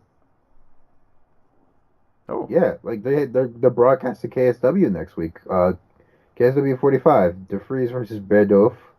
I knew they had the World Boxing Super Series. They're also gonna be doing that. So like I'm looking for like those are things I want to watch. I'll squeeze this out for the month then. Yeah. Like they had something else that I saw that I was like, whoa, I can't believe you guys have that. It might have been just been KSW. But like they had Groves versus Smith last Friday, which is good. They had Joshua versus Povetkin, which is good. They have all of Matchroom Boxing's cards coming up. Like if it'll change month to month, but I feel like I'm just going to like cancel on the months where they don't have anything I want. And like for if they have like a boxing Super Series fight card coming up, I'll watch that. Like I'm not gonna sit here and freaking pay the month for Khan versus Vargas or something. Right. I don't really care. But it's good though. They have pretty decent content though. That's good. Yeah, I mean, according to was it Tom Loeffler, Golovkin's promoter, DAZN, ESPN, and I guess ESPN Plus, Showtime are kind of in like a little proxy war, for boxing content because they're really trying to corner the market on sports. I think Fox is in there somewhere, but they just got they spent a shit ton of money on the WWE, so But yeah, like everybody's just trying to fill their coffers with like streaming stuff. Like they need something to stand out. So like that's where all this money's coming from in boxing, and that's where how Bellator ends up with like $100 million a year deal, despite the fact that Bellator probably isn't worth $100 million. Hey, well, whatever keeps the money bags flowing. I mean, whatever works, because apparently, according to Vanderlei, he's getting paid $1 million for this fight. So I saw 300K. I saw 300K, but he said $1 million. I'm assuming that's with bonuses and shit. But but he lost, so he might not get that. So whatever. Spoilers. Even even if it is just 300K, man, hey, that's not bad. I'll take it. But shout out to DAZN. But on to the card. Bellator 206, starting from the top. Gegard versus Rory. So I tweeted right before this fight started. My hot take for this fight. I don't even know if it's really a hot take, but I said that this fight would start off slow, and then by the time it really got going, that Gegard was going to give Rory the business. And that was kind of what happened. Yeah, even though I won't say it actually started off slow, because he got to that jab pretty quick. Gegard jabbed Rory. I don't know what the count was, but it seemed like 1,000. And these were like some of the stiffest jabs that I've ever seen. Like he was snapping Rory's head back like constantly. Right. Every single time he jabbed him. And about like a minute or two into this fight, I was just kind of looking around at Rory and I was like, I don't think he has anything for Gegard. I don't think this is gonna work out. Because like the one good strike that he landed, like I think he had caught Gegard with like an overhand right that kind of like clocked him on like the side of the head. And Gegard just kind of walked through it like nothing really happened. Mm-hmm. And after that landed, I was like, Rory, if you don't get a takedown, and even that's not really a guarantee, as we saw, but, if you can't mix it up somehow, I don't see how you win this fight. Yeah. And so, like, I was thinking about the fight last week because I hadn't really thought about it before the fight, and I was like, dude, Rory's going to be a lot smaller than Gegard, who fought at 205 pounds and wasn't exactly small. Like, he's not a better striker than him. So if he, and like we've seen smaller dudes like Robbie Lawler not be able to like that Rory wasn't able to take down. So like what exactly does he have to offer here? He's not a vicious one punch knockout guy. He didn't exactly bulk up for this fight because he said that's what fucked GSP over in his fight with Bisbing. Despite the fact he won it, he felt he could have won it a little bit more cleaner. Like, what exactly does Rory McDonald have for these bigger dudes, Yeah, I would hope this was a one-off. Yeah, I don't think he's made for 185. Probably not. Like, this was a pretty one-sided fight. Gegard dominated pretty much all facets of this fight. After the first round, I was like, Rory, you got to mix it up and try a takedown. He attempts like a rolling. He like dived for a knee or something. The Imanari roll, yeah. Yeah, and that pretty much was the beginning of the end. He didn't get it. Gegard got on top of him, and it was a wrap from there. He just kind of beat on Rory, bloodied his face up, and yeah, he just kind of rained down some blows until Rory couldn't take it anymore, and the ref had to get in there. So, before this fight, I picked Rory to win the tournament. I don't think he's making it through the tournament. Like, somebody's going to beat him. Like, this was like... If that Lawler fight, that second Lawler fight, ruined like the rest of his prime, and like completely changed up his game, like this fight just probably just took all his confidence. Yeah. Like, it's not even that, like, because I knowing Rory, like he's probably like I think I saw something like this where he was tweeting like, you know, you win some, you lose some, I'll be back. And normally I'd be down with it, but like. It seemed pretty clear that once Gegard touched him with the jab, like his confidence just flew out the window. He was just desperate to get to the ground. To me, like when I look at Rory now, even in the fight, even in like the Lima fight that he won, I think his body is just kind of like, I don't think his body can keep up with what he wants to do. I think he's just so war torn at this point that like. He can't get into those firefights anymore. He can't take the kind of damage that he used to. So if you get a dude like Gegard who can just kind of touch you up a little bit, like yeah, maybe old Rory, and I'm not saying old Rory would have won, but maybe he would have been able to like last a little longer. Maybe found a way to survive a bit more. But he's kind of been in so many battles that it's just like I don't think he can take it anymore. I agree 100%. Like, and that tournament's like around the corner. I mean, it started last night. It started, but like I feel like his fight it can't be too long for me. I don't think they gave a date because they didn't know what was going to happen in this fight for the John Fitch fight, but they do know it's going to be against John Fitch. I can check though. And just to like. Give some props to Gegard, man, because I was thinking, and really props to both of them. I was thinking between Gegard and Rory, they have a really like impressive resume of just like people they fought, people they beaten. You look at Gegard, Hector Lombard, Melvin Monhoof, Jacare, Mark Hunt, Babalu, who else? I'm scrolling down the list. OSP, Alir Latifi, Mark Munoz, Dan Henderson, Costa Philippou, Talis Latus, Thiago Santos, Vitor, Wadman, Flamenco. Like, this dude has been in the sport for a pretty long time. Or he's fought. You know, he's got a lot of fights under his belt. And he's one of those guys who, like, if you look at his record, it's not a ton of, you know, squash matches, at least as of late. Like, he's fought a lot of names, and he's beaten just a lot of really recognizable fighters. Right. He's still a top middleweight. He is the number 2 middleweight. Yeah, like a lot of people. I just say that because a lot of people have they have this thing like if you're not in the UFC no more, that somehow you're not the top, you know, fighter. I still feel like there are people who think that way. This guy left the UFC as one of the top middleweights, and that hasn't really changed at all. In my opinion, now that Yoel Romero is probably out the middleweight title picture for good, or at least until Whitaker drops the belt, Gegard is the only dude I see beating him in the immediate future. Yeah.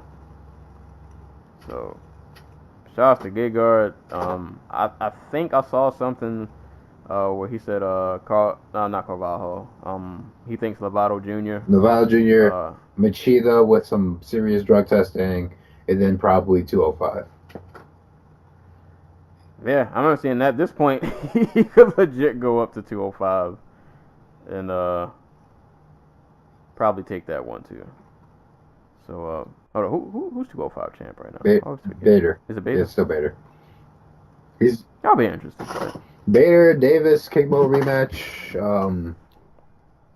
Like Bellator has a decent heavyweight division. This is not fun to watch, but like they are top 10 talents. Yeah, but props to Gegard. Yeah, I don't know who's gonna. I mean, Gegard a heavyweight. He's the true alternate. Exactly. Like, dude, tell me he couldn't beat Matt Mitrione. Like, come on. Oh man, yeah, Gegard's that dude. Yeah, I wouldn't be surprised if by like, I'm not even gonna say 2020, or at least he's middleweight and maybe he fought for the light heavyweight champ and lost to like whoever's the champ at the time. But yeah, Gegard continues to just be legit. He put a slacking on Rory. There's kind of no other way to really put it. But shout outs to Gegard. Shout outs to Rory for even stepping up and Dare to be great. Yeah, pretty much. Co-main event: Rampage Jackson, Vanderlei Silva. Sometimes I loathe watching the old guys fight, but it's not so bad, I guess, when they fight each other. Old man getting paid. Yeah, and they both seem to have done that. I'll be fair. I rag on the old guys a lot. Not that this was like a great fight, but it wasn't bad. Like, for two gentlemen who are, I believe they're both in their 40s, or at least 40. Yeah. For two gentlemen who are in their 40s, who've had the kind of careers that they've had, this fight was pretty much, I guess, what you would expect. Like, two guys who, if you've watched Rampage and Vanderlei from the beginning, way back in the day, dating back to them fighting each other and everybody else that they've fought collectively, just two guys who just kind of stand and bang. And they're not about the wrestling life. They're not about the jiu-jitsu life. They're just trying to kill people. They just kind of stood. Well, all right. I can't say they stood and through the entire fight because there was a moment. Well, not even a moment. But Vanderlei spent a lot of the fight like just kind of circling the outside, and Rampage wasn't too happy about that. But they would circle, or Vanderlei would circle around. They'd eventually meet up, throw some strikes. They both kind of clipped each other. They eventually just had these little mini violent spurts until one of them couldn't go anymore. Right. And Rampage got the better of the last violent spurt with a right hand. That when he threw that right hand, when I just saw the power that was behind, I was like, "Oh yeah, Vanderlei's done. He's not. This is over." And he caught that right hand. He instantly hit the ground, caught some ground and pound, and Rampage evens the series now at 2-2. That means we got a fifth one. Yeah, the fifth one's going to be on the Golden Boy next year. That's my prediction. See, if Bellator is smart and God help us all, Chuck Liddell does the damn thing. That's the fight they make for Rampage next. They don't care if you gotta do co-promotion, whatever you gotta do. That's the fight you want next. But God. None of us want it, but we all want it. None of us want it, but if it happens, we all want it.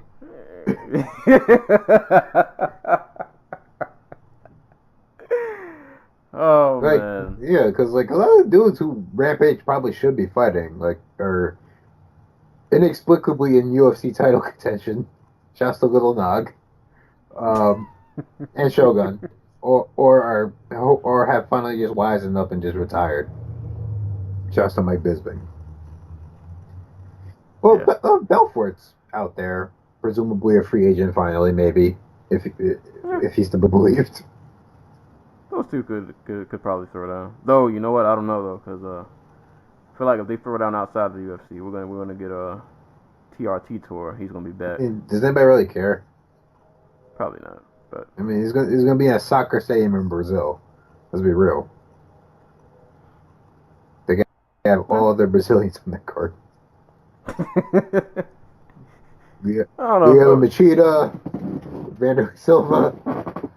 I'll give Rampage this much. As much as I rag on the old guys, like obviously he's not the Rampage of old, but he didn't look like completely washed. No, Duke still got torque. Yeah, he still got torque. He's not as fast as he used to be, but he can still get the job done. Like I mean, obviously I don't you know, he's not gonna be a champ. You know, I wouldn't think, but you throw him in there, he can still throw. He can still get you out of there. Yep, get them dudes who are not like get them kickboxers who are not freaking half his age. And won't spam takedowns on him. Yeah. And he can get him out of there. He could be in some fun stuff. And that's all you really want. That's all you want from these dudes. Just fun fights. Don't leave anybody feeling sad and depressed. You know, just do what you gotta do and collect your check and move on. Right. Go back to Twitch streaming or whatever. Shout out to Rampage. Shout out to both of them. You know, Vanderlei. bringing back a classic for the fourth time. Number 5 pending. I'll say. This next fight. Douglas Lima. Oh, right.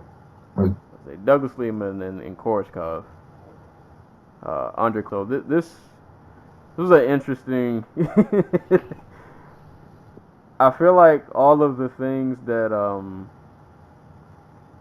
I would normally complain about Lima, I had complaints for about Koreshkov. Even though Lima kind of did the same thing, but he was a bit more effective. Lima is not, for all of the talent that he's talented welterweights, I think, on this planet. And another thing he does really good that I don't think people pay attention to, he doesn't get hit a lot. He's very good at like not taking a ton of damage. Could also be related to he's not like the most active guy. Yeah. But either way, rarely do you leave a Douglas Lima fight and he's been brutally beaten, minus Ben Askren and the Roy fight where he got taken down in the latter half of that fight. But it just seemed like a lot of this fight, you know, Lima getting off those leg kicks, which lands those, are very brutal and I would imagine extremely painful. Koreshkov caught the wrath of some of those.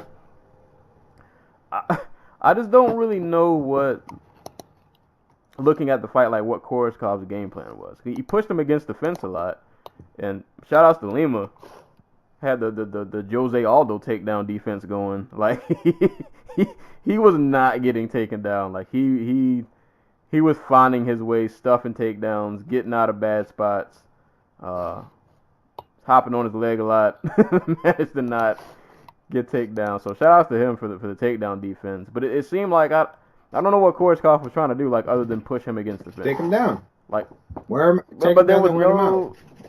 But there was just no, like after like round 3, it just seemed like that wasn't working, and he never like.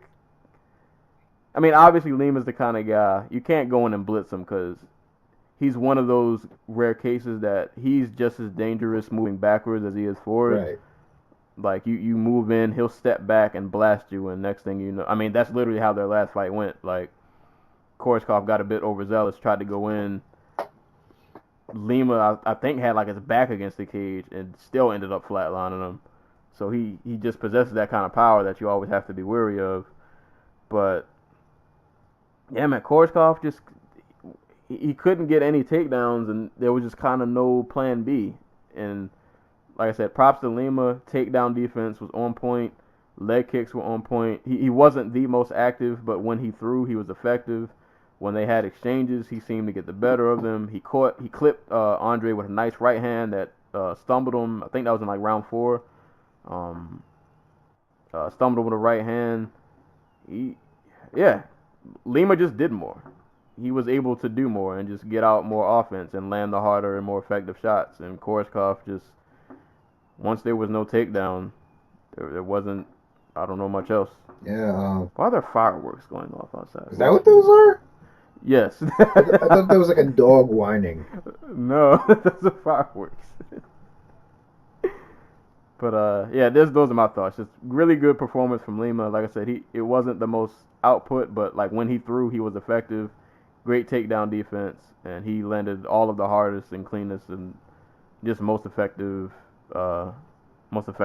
Yeah. Oh, and I forgot to mention, he won by he won by a rear naked choke, which was kind of wild because you normally just think of Lima as a knockout artist, but did he stunned Koreshkov before the choke? I didn't rewatch this fight. If I remember correctly, Koreshkov shot for a takedown. Oh yeah, he didn't. Yeah, he shot for a takedown. Lima stuffed it, and then he proceeded to just like instead of just getting back up, he just kind of gave him strikes like while they were on the ground. He was sneaking in like punches in between his not in between his guard. I don't know what I'm trying to say. He swung around to his back, a few punches, and then proceeded to get back mount and got the rear naked choke. So yeah, and he sunk it in extra deep. Like Koreshkov went to sleep. Yeah, no, really good performance from Lima. Surprised. This was a grind, like a real grind. Like Koreshkov ate so many leg kicks. Like you could see his like calf like cramping up and everything. Just like a bunch of clinch riding along the cage. Like lots of body work. Lots of attempted wrestling. But it's still a solid fight. Like there was enough action and enough going on to keep you intrigued.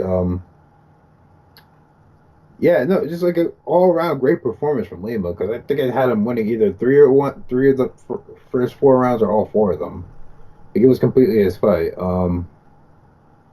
Like I guess my only critique would be, you don't have to stay in those clinch exchanges with him along the fence. You could have just broke off and threw a little something, but no, this was great for Lima. Like he didn't sound tired. That's the crazy part. Like in the post fight, like he didn't look tired at all. Like Lima, a dude who when he throws with like 100%. You expect him to be tired, but he was still hanging in there. He was not even hanging in there. He was still fine. Like wasn't breathing hard or anything. How did we end up with like this Diego Lima in Bellator and the other one in the UFC? Yeah, I have no idea. No idea how that happened. Like I know the other one got in through tough, but like the shitty end of the stick. Oh yeah, because Douglas is there. Yeah, he out here. Yeah. I'm glad he is in Bellator though, because like for the longest, I can't even say just for the longest. Like, I just like seeing other guys outside of the UFC that are just like elite, and I feel like he's one of those. Yeah. He's one of those guys. Like if he came to the UFC, I'm not saying he'd be champ, but he'd flatline somebody. Right. Somebody would die. I mean, did he beat Larkin? Or am I daydreaming? Yeah, he beat Larkin. Yeah, like Larkin was a top 10 dude in the UFC. Like, you can't tell me Lima would not have like not flatline or break Neil Magny's leg or something like that. So yeah, he would. Yeah, his legs are skinny too. He instant snap. Yeah. So great performance from Lima. What side of the bracket is he on for the tournament? Is he on the same side as Rory McDonald, or is he on the side? No, he gets the winner of MVP and Daly. Oh. Yeah. Good luck with that. Yeah. Good luck with that meant from the other side, because I think Lima beat Daly already. Yeah, he beat Daly. I would love to see Lima in MVP. Talk about chicken legs. Dude, like. It would make an interesting test because Lima's probably he is the best leg kicker in this division. So, seeing him like, and that's always been MVP's style is not new. What's his name? Raymond Daniels. I'm trying to think. I'm trying to think way back. Like this, I'm not even going to call it like Western style karate that focuses so much on like movement and like staying on the outside and everything. Like There's a reason American kickboxers have been so bad. It's because most, like 9 times out of 10, all you gotta do is leg kick them really hard a few times, and like their style completely falls apart. And that's what I see when I see MVP style. I'm like, okay, this is a guy who, if you try to go hand to hand with, like, you're gonna be like he's got a speed advantage on you. But if you kick his base out from underneath him, like he's not gonna be looking for that. Also, he has chicken legs, so like I don't see that being an easy fight for MVP. But we know it's not gonna be an easy fight for Daly if he wins. So it's a good fight. Somebody mentioned this. I don't know if I saw this on Twitter, and I didn't even think about it, but it's kind of true. They put all the strikers on one side of the bracket, and they put all like the wrestlers and grapplers on the other side. Because the other side of the bracket is Gracie, Ruth, and Fitch. And McDonald. So like, no matter who wins, we're gonna get most likely a striker versus grappler. I think it was mostly because I think I have no way to prove this. Bellator wants MVP versus Rory McDonald in the final. Probably. And the best way to make sure Rory, who basically the first round of the Geckert fight was the first time we've seen him have to strike since like the Thompson fight. Like I don't think they had any confidence in his chin or his nose holding up. If they stuck him like in 2 fights early with like strikers, so they were just like, let's just bring in the grapplers on one side. If they manage to out grapple McDonald, then whatever. But he's not gonna go out there and get knocked out. Probably, right. Maybe. Like the only dude I can see knocking him out is Ed Ruth, and Ed Ruth is not a good striker. I was thinking though, I feel like Ed Ruth in some weird way could somehow win that fight. Oh, he could totally out wrestle. if he pushes Rory and like for whatever reason like Rory just doesn't have it that night in a 5-round fight, like I could see him out wrestling, like outworking him to a decision. I can't see him knocking him out like he did. What's his face? Yeah, I don't think that's happening. Like that, like his striking is still way too not good to get to that level. Yeah, Fred Green. Like Rory would have to be all the way gone, and he might be after what Gegger did to him. But I could imagine it, like he could take him down, and I think realistically, because Rory seems like if you tag that nose a couple times, man, blood is about to start gushing. Right. I think if Ruth took him down and got like some quality ground and pound in, I think he could get him out of there. Yeah.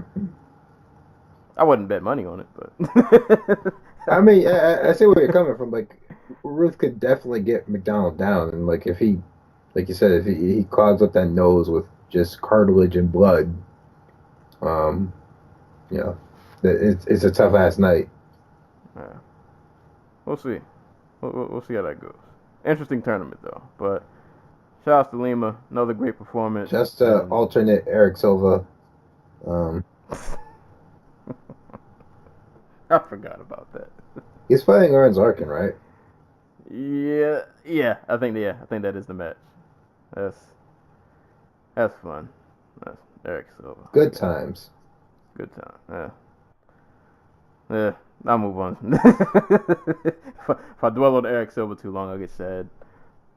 He's got that Bellator money now. You're good. You just signed a $100 million deal. You're good. Next fight, one that I'm pretty sure had a lot of people talking.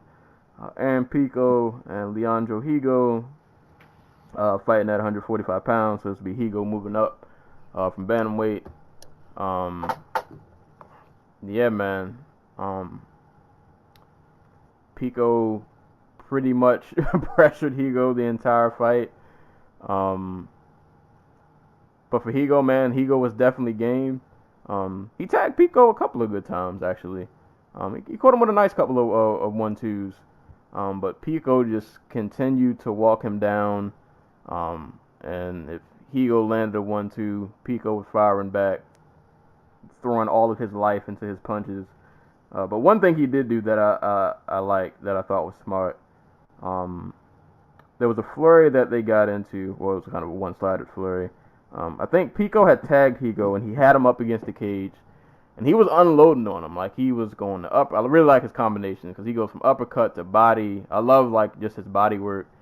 And he tagged Higo a couple of times, and when the finish wasn't there, he just kind of backed off of it. Like, he didn't try to force something that wasn't, like, ready to materialize. And he kind of backed off and reset, and they just kind of did it again, which I thought was really smart because I feel like if that was the Pico maybe just a couple fights ago, like, he might have just tried to force the kill, and then maybe it wouldn't have happened, and then fight could have went a completely different way, but he didn't do that.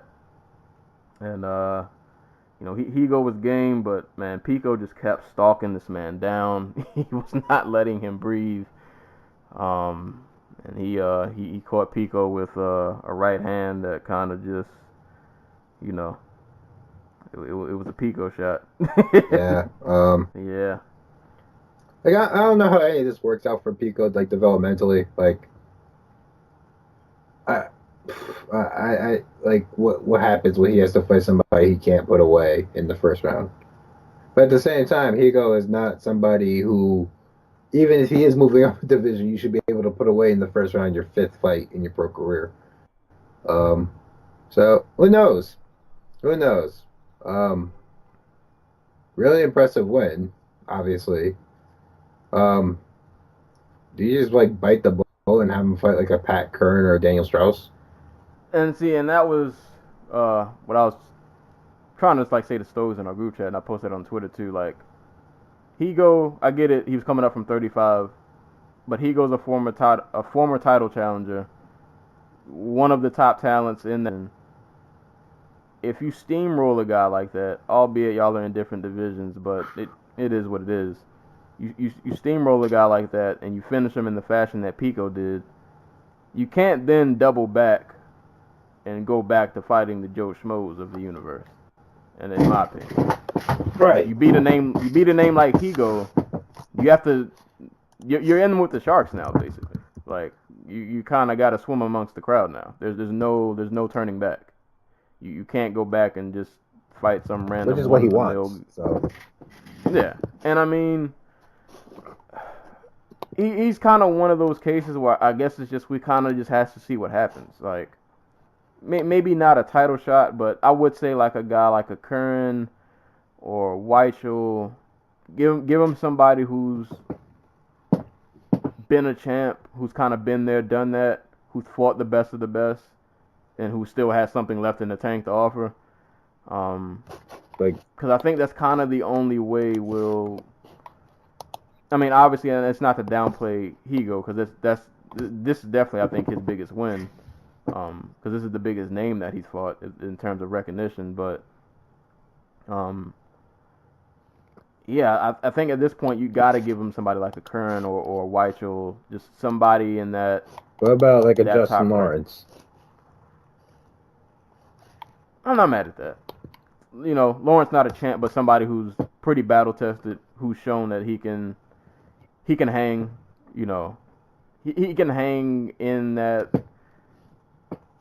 I feel like he's kind of like, he's not a top guy, but he's kind of like swimming beneath it. One of those guys that kind of like trying to claw his way up to that. Yeah, he's like status. The closest thing to a gatekeeper they have. Right. Besides Macapa, who will not be fighting anytime soon. Yeah. So yeah, if you're not gonna give him a Weichel or a Curran, I don't think Lawrence would be bad.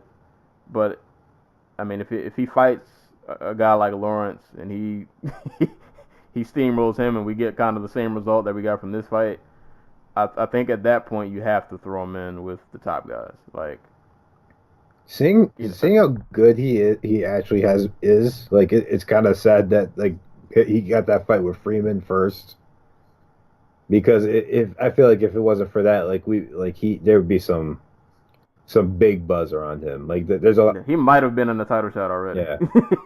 Well, like there's already buzz about him now. He's like probably Bellator's most talked about prospect, but like I'm talking about like real buzz. Like there's a dude who was getting who had his debut fight featured on like the front page of ESPN. Yeah. Yeah, dude is definitely legit. But yeah, I want to see how far he can go. I wouldn't be mad at the Lawrence match or somebody of that ilk, so to speak. Yeah, that's all they have, that ilk. It's him and Macapa. Yeah.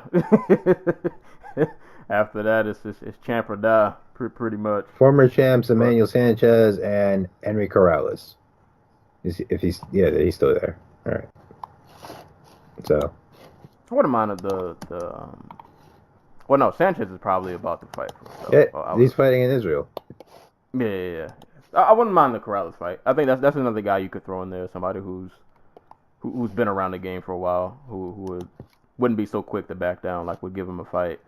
And if he can put a guy like that away, then yeah, let him swim amongst the sharks and just kind of see where he goes. But nah, man, I do like those still, because we saw this with MVP. This man, I'm all for a slow build up, but his was kind of like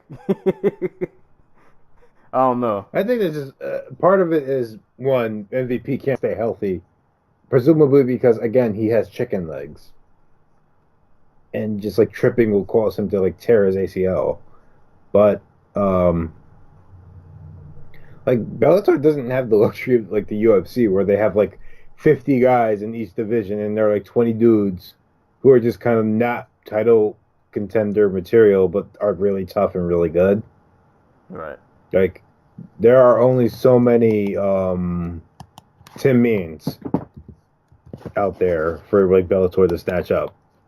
Right. To the point where, like, oh, they have to hire John Fitch, who's probably going to beat any dude they have who's not good already, you know? Yeah, so it's kind of like once you start showing improvement and running through the division, it's either like we really, really slow track you, or we kind of by force have to just throw you to the wolves because there's nobody else. Yeah. And the problem is, like, you can do like Ed Ruth and Tyrell Fortune, and you can stuff them on the prelims until they get like, and they did a great job of this with AJ McKee, where they like hit him on the prelims until he was ready to be on TV.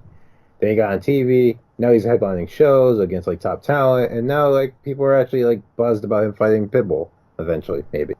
And I'll give Bellator credit, because during the last few years, like, I think we've all had the complaint like about just depth and them finding just new talent, new people to get excited about. And now within the last few years, we've gotten guys like Pico, we've gotten Key, we got Ruth in the wing, Elimele McFarlane. McFarlane.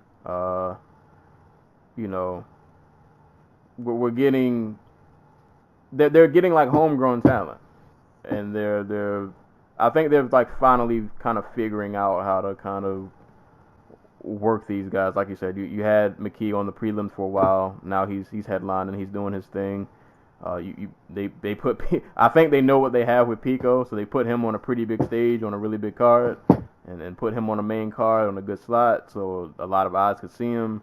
So that can only help his buzz. So yeah, props to Bellator, man. I like what they're doing with these young guys and ladies also that they're bringing up. Like, the only problem I see is that like all these guys and all these ladies, like, they're coming in, they either have no fight experience or they have like one or two fights in extreme fighting championships, which is basically the same thing as having no fight experience. You know, so it's a little harder to bring them along. They're not like 10 fights into their career already. Right. So, like, AJ McKee Jr.'s entire MMA career has been in Bellator. Yeah. Aaron Pico's entire MMA career has been in Bellator. So Ed Ruth's entire career has been in Bellator. So it's a little harder to like, one, have any sense of where they're at as fighters when you sign them. So like Aaron Pico's on the 40 and 40 deal right now. That's what he got paid for knocking out Higo. Who knows what that would look like? You know, he could have been like Sage Northcutt, you know? All right. Who Wow. who struggled early. Instead, he's getting out to a hot start, but they're doing a decent job, I think, of working with what they got. And I can even say this about the prelims, even though I don't remember them all entirely. I feel like just overall, the quality of fighters that they're bringing in. Because listen, man, if you've been watching Bellator since the beginning, Bellator prelims, man. ooh, boy, Justin, hey, those. I'm trying to remember like the all-time great Bellator. Boy, the Bellator prelims were rough times, man. You talk about some Joe Schmoes. There was a lot. Yeah, but to their credit, they all fought their asses off. Yeah. There is like no. There's a reason it's called the is MMA sacrifice hour. Yeah. But I've noticed, like, even on these prelims, like, just the quality of fighters they're bringing in has gotten better. The Amber Laybrock fight. Well, we'll get to some of these, but like, just the quality of fighters they're getting, it's improving, and like, I'm noticing it, which is a good thing. So it still might take them a while to build up like depth, like the UFC has. But like, it looks like, at least from the outside looking in, that they're working forward to it. Like it looks like there's an effort to build more talent, to have more quality fighters. So, props to Bellator for that. But yeah, Pico is continuing the trend. He is continuing to take souls. So shout outs to him. Very interested to see who they match him up with next. Next fight, I didn't realize this went to split decision. Kerry Melendez and Dakota Zimmerman. This went to split decision? Did it? Damn. Yeah, that's weird. I did not think this was a split decision fight. But Kerry Melendez, kickboxer, wife of Giblert Melendez, as the UFC Reebok gear affectionately called him. I want to say, and this kind of goes to what you were just saying, I think this was Dakota's pro debut. She had an amateur record, I think, before this, but I think this was her first pro fight, I want to say. Yep. And yeah, you could kind of tell she did look pretty green, but I will say though, for it to be her debut pro fight, didn't look like the nerves really got to her.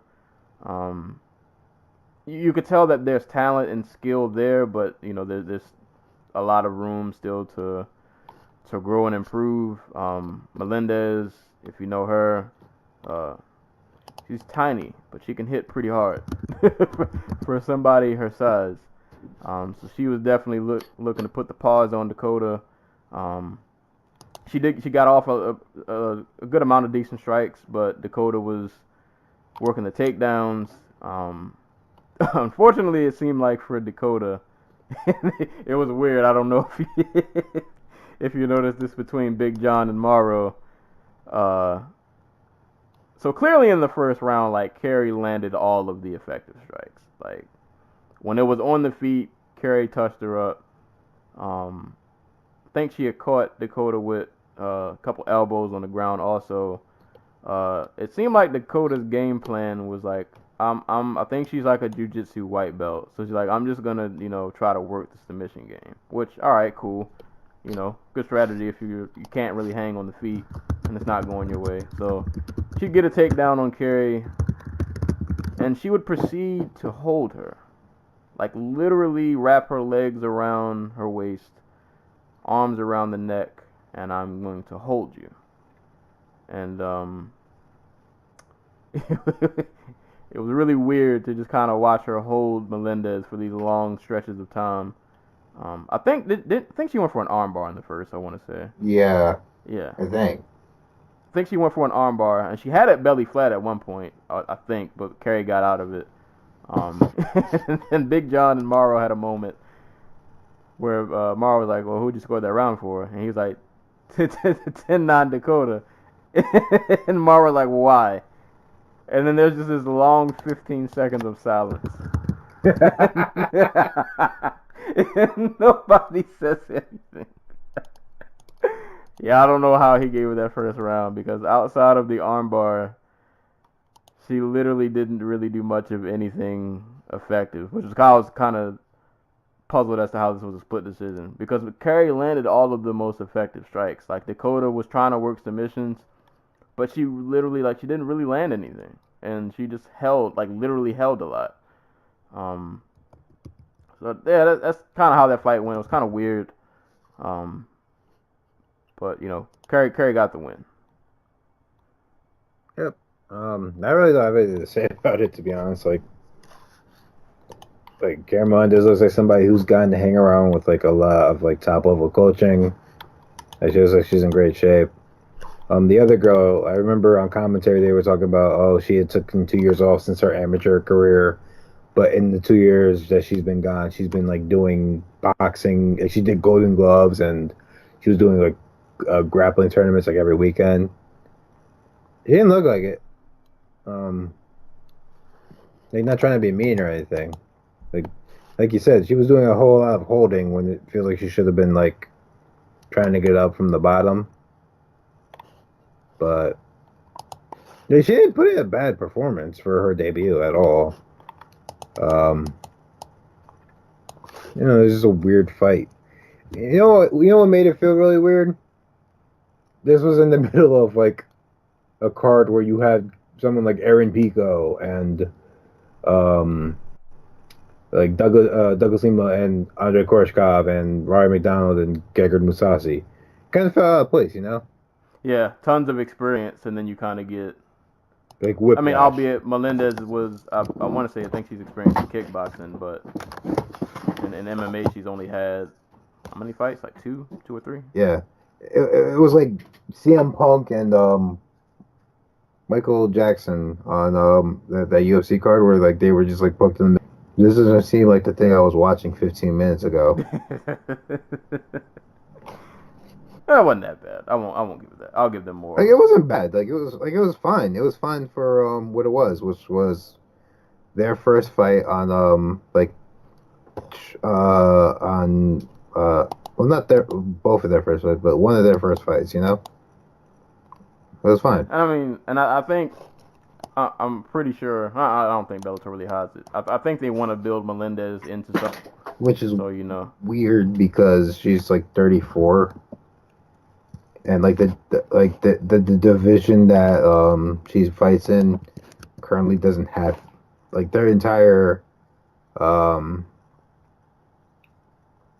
their entire division is basically in the UFC. There are plenty of up and coming fighters that aren't in the UFC, but they're all aiming at the UFC. So unless they have her fight Angela Lee, I don't know what they really want to build her towards. Yeah. I don't know what the future is, but I think they just want her to be a face. Yeah, fair enough. Yeah, I just think they just want her to be a face. I think they just want to build her in a name, build her name that people will be semi interested in. Be another face for the women's division that people can follow. Right.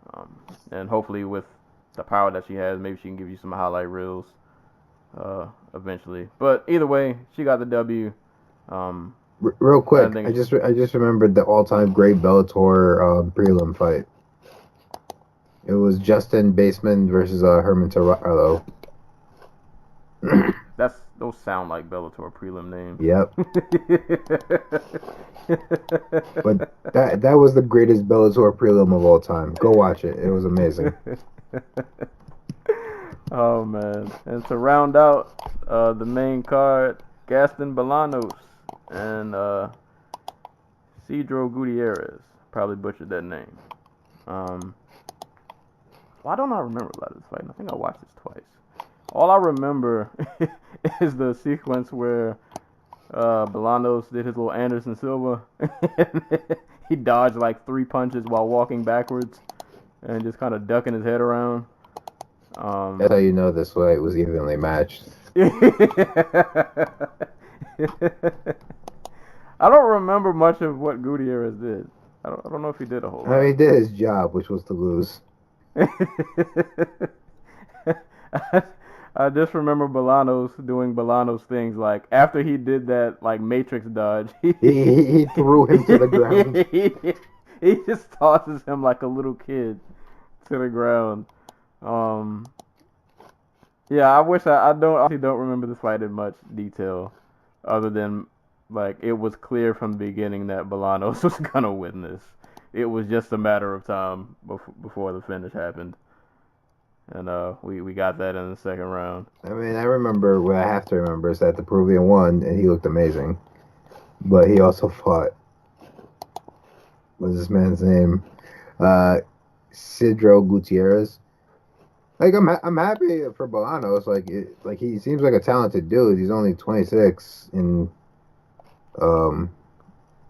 but at the same time, like why was this fight on the main card? Why did this card need to be 3 hours long? Yeah, I think they wanted Bolanos to give a highlight reel. I think that's what they were aiming for. It worked. I mean, you got to finish, so it was something. Yeah, you got to finish. You got an Anderson Silva moment. It was something. But yeah, Bellator, don't fall into the 6-fight trap that the UFC gives us. We don't need that. Don't do that to us. It's not. It's not nice. No, it's not. And you pay for it the next morning if you're like me and you powered your way through this card and then you wake up the next morning and you feel like death. But yeah, that was I guess we'll get into some prelims, which I didn't. Some of these I saw and I was like awake, but I was like wasn't awake. So I'll just give a shout out to one fight I actually did pay a lot of attention to, which was Arlene Blenko and Amber Leibrock. That was a pretty awesome, fun fight between those ladies. Leibrock seemed like she was on her way to winning that fight. But, you know, it's never over until it's over. And Blenko gave Leibrock a nice little power bomb variation. Yep. Yeah, she And did. yeah. Like when I first tuned in, I don't remember where that was. Matter of fact, I think that was the first fight I saw before I passed out on the ride back home. After the ride back home, it was like 10 seconds before the slam, and all I see is blink out and like an armbar. I'm like, oh shit, she's about to lose. And she lifts her up with like one arm. It just plants blackout on her, not blackout, Leibrock on her head. Like, that was mean. Yeah, that was one of those things. Like, you ain't need to do that. She didn't deserve that punishment. And like after the slam, I don't even think she needed the follow up. But you know, you got to finish the job. She was out of there, man. That slam was pretty. That was vicious. That was vicious. But shout out to Leibrock though. I really enjoyed watching her fight. I can't remember her first fight that I saw the last time she fought, but I remember it being a really fun fight. So she's somebody just in that division that I keep an eye on because her fights are pretty entertaining. But yeah, Blenko, boy, way to end the fight. I can't believe we're gonna get Blankout versus Bud again. Because that's what's happening. Yeah, you gotta do what you gotta do. I mean, they don't have to do anything. You know, I'll just forget about it and go home. But Bud's gotta fight somebody. And the thing is, after you get a highlight finish like that, it's kind of like, we can't not give you a title shot. Or we could, but, you know. But, that's the only prelim I remember pretty much in detail. But I'll give a shout out to Adam Piccolotti because he won via unanimous decision. I could have sworn he got cut. But I think I'm thinking of Steve Cazzola. Yeah, I think you're thinking of Cazzola. Piccolotti's still out here. I guess I'll just run down these. If you got any thoughts, you can just stop me. Jeremiah Labiano defeated Justin Smitley via first round TKO. Josh San Diego defeated Joe Neal via split decision. Cass Bell defeated Ty Costa via armbar. Shout out to Cass Bell and the green hair. Chuck Campbell defeated Joseph Ramirez via unanimous decision, and Anthony Figueroa Jr. defeated Samuel Mero via unanimous decision. So that was Bellator 206, Musasi versus McDonald. Really pretty good card, man. Good debut for DAZN. Other than this card being 6 fights for the main card, and it just seemed like this card was running on forever. It was a pretty entertaining card. Lots of good finishes. Great performance from Pico. Got to see 2 legends throw down.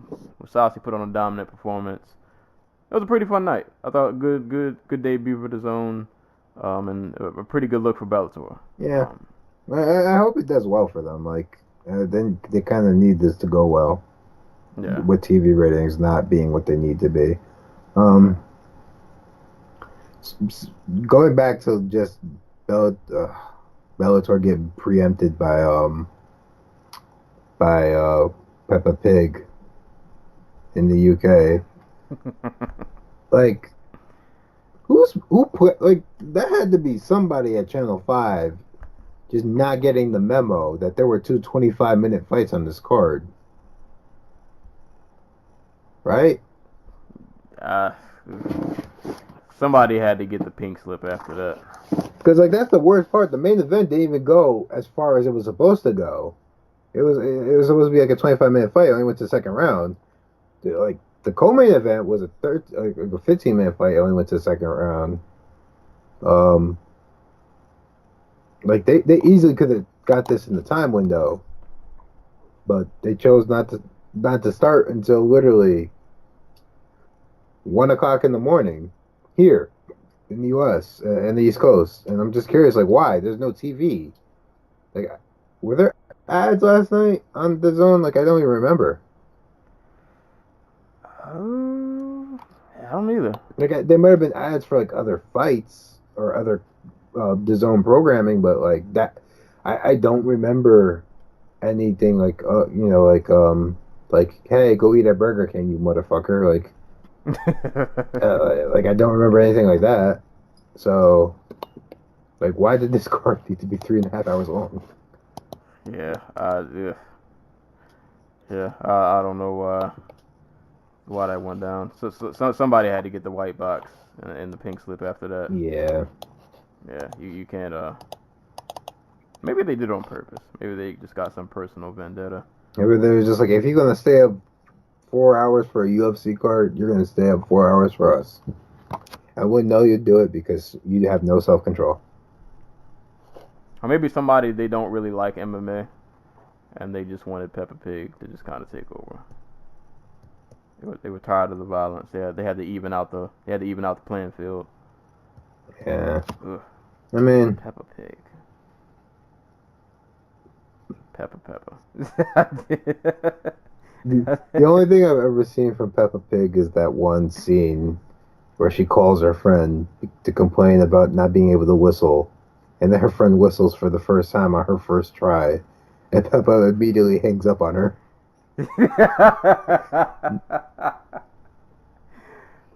Only know Peppa the Pig because I used to work at Toys R Us, so I had to stock a lot of those toys.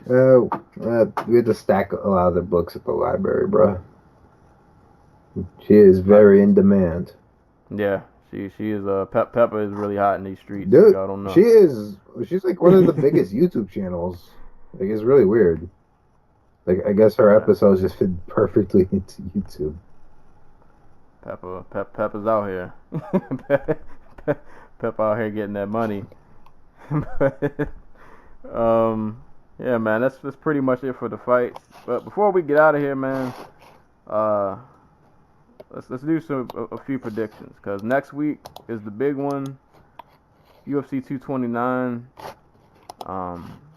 Pretty sure that'll be the talk of the town after that card is over, and there'll be all kinds of storylines and wildness probably after that fight's over, regardless of who wins. But let's do some predictions on the spot. So, Khabib Nurmagomedov, Conor McGregor. Who do we have winning and how? Khabib by I don't know. Maybe he gets the stoppage. Maybe he doesn't. Maybe he just beats up on McGregor for 25 minutes. Like either way, I see this fight going. I like we'll know within like a minute because I don't think it'll be competitive. But I think it'll be like a true blue outcome. Like Khabib will either take McGregor down and out wrestle him for 25 minutes, or McGregor will knock Khabib out.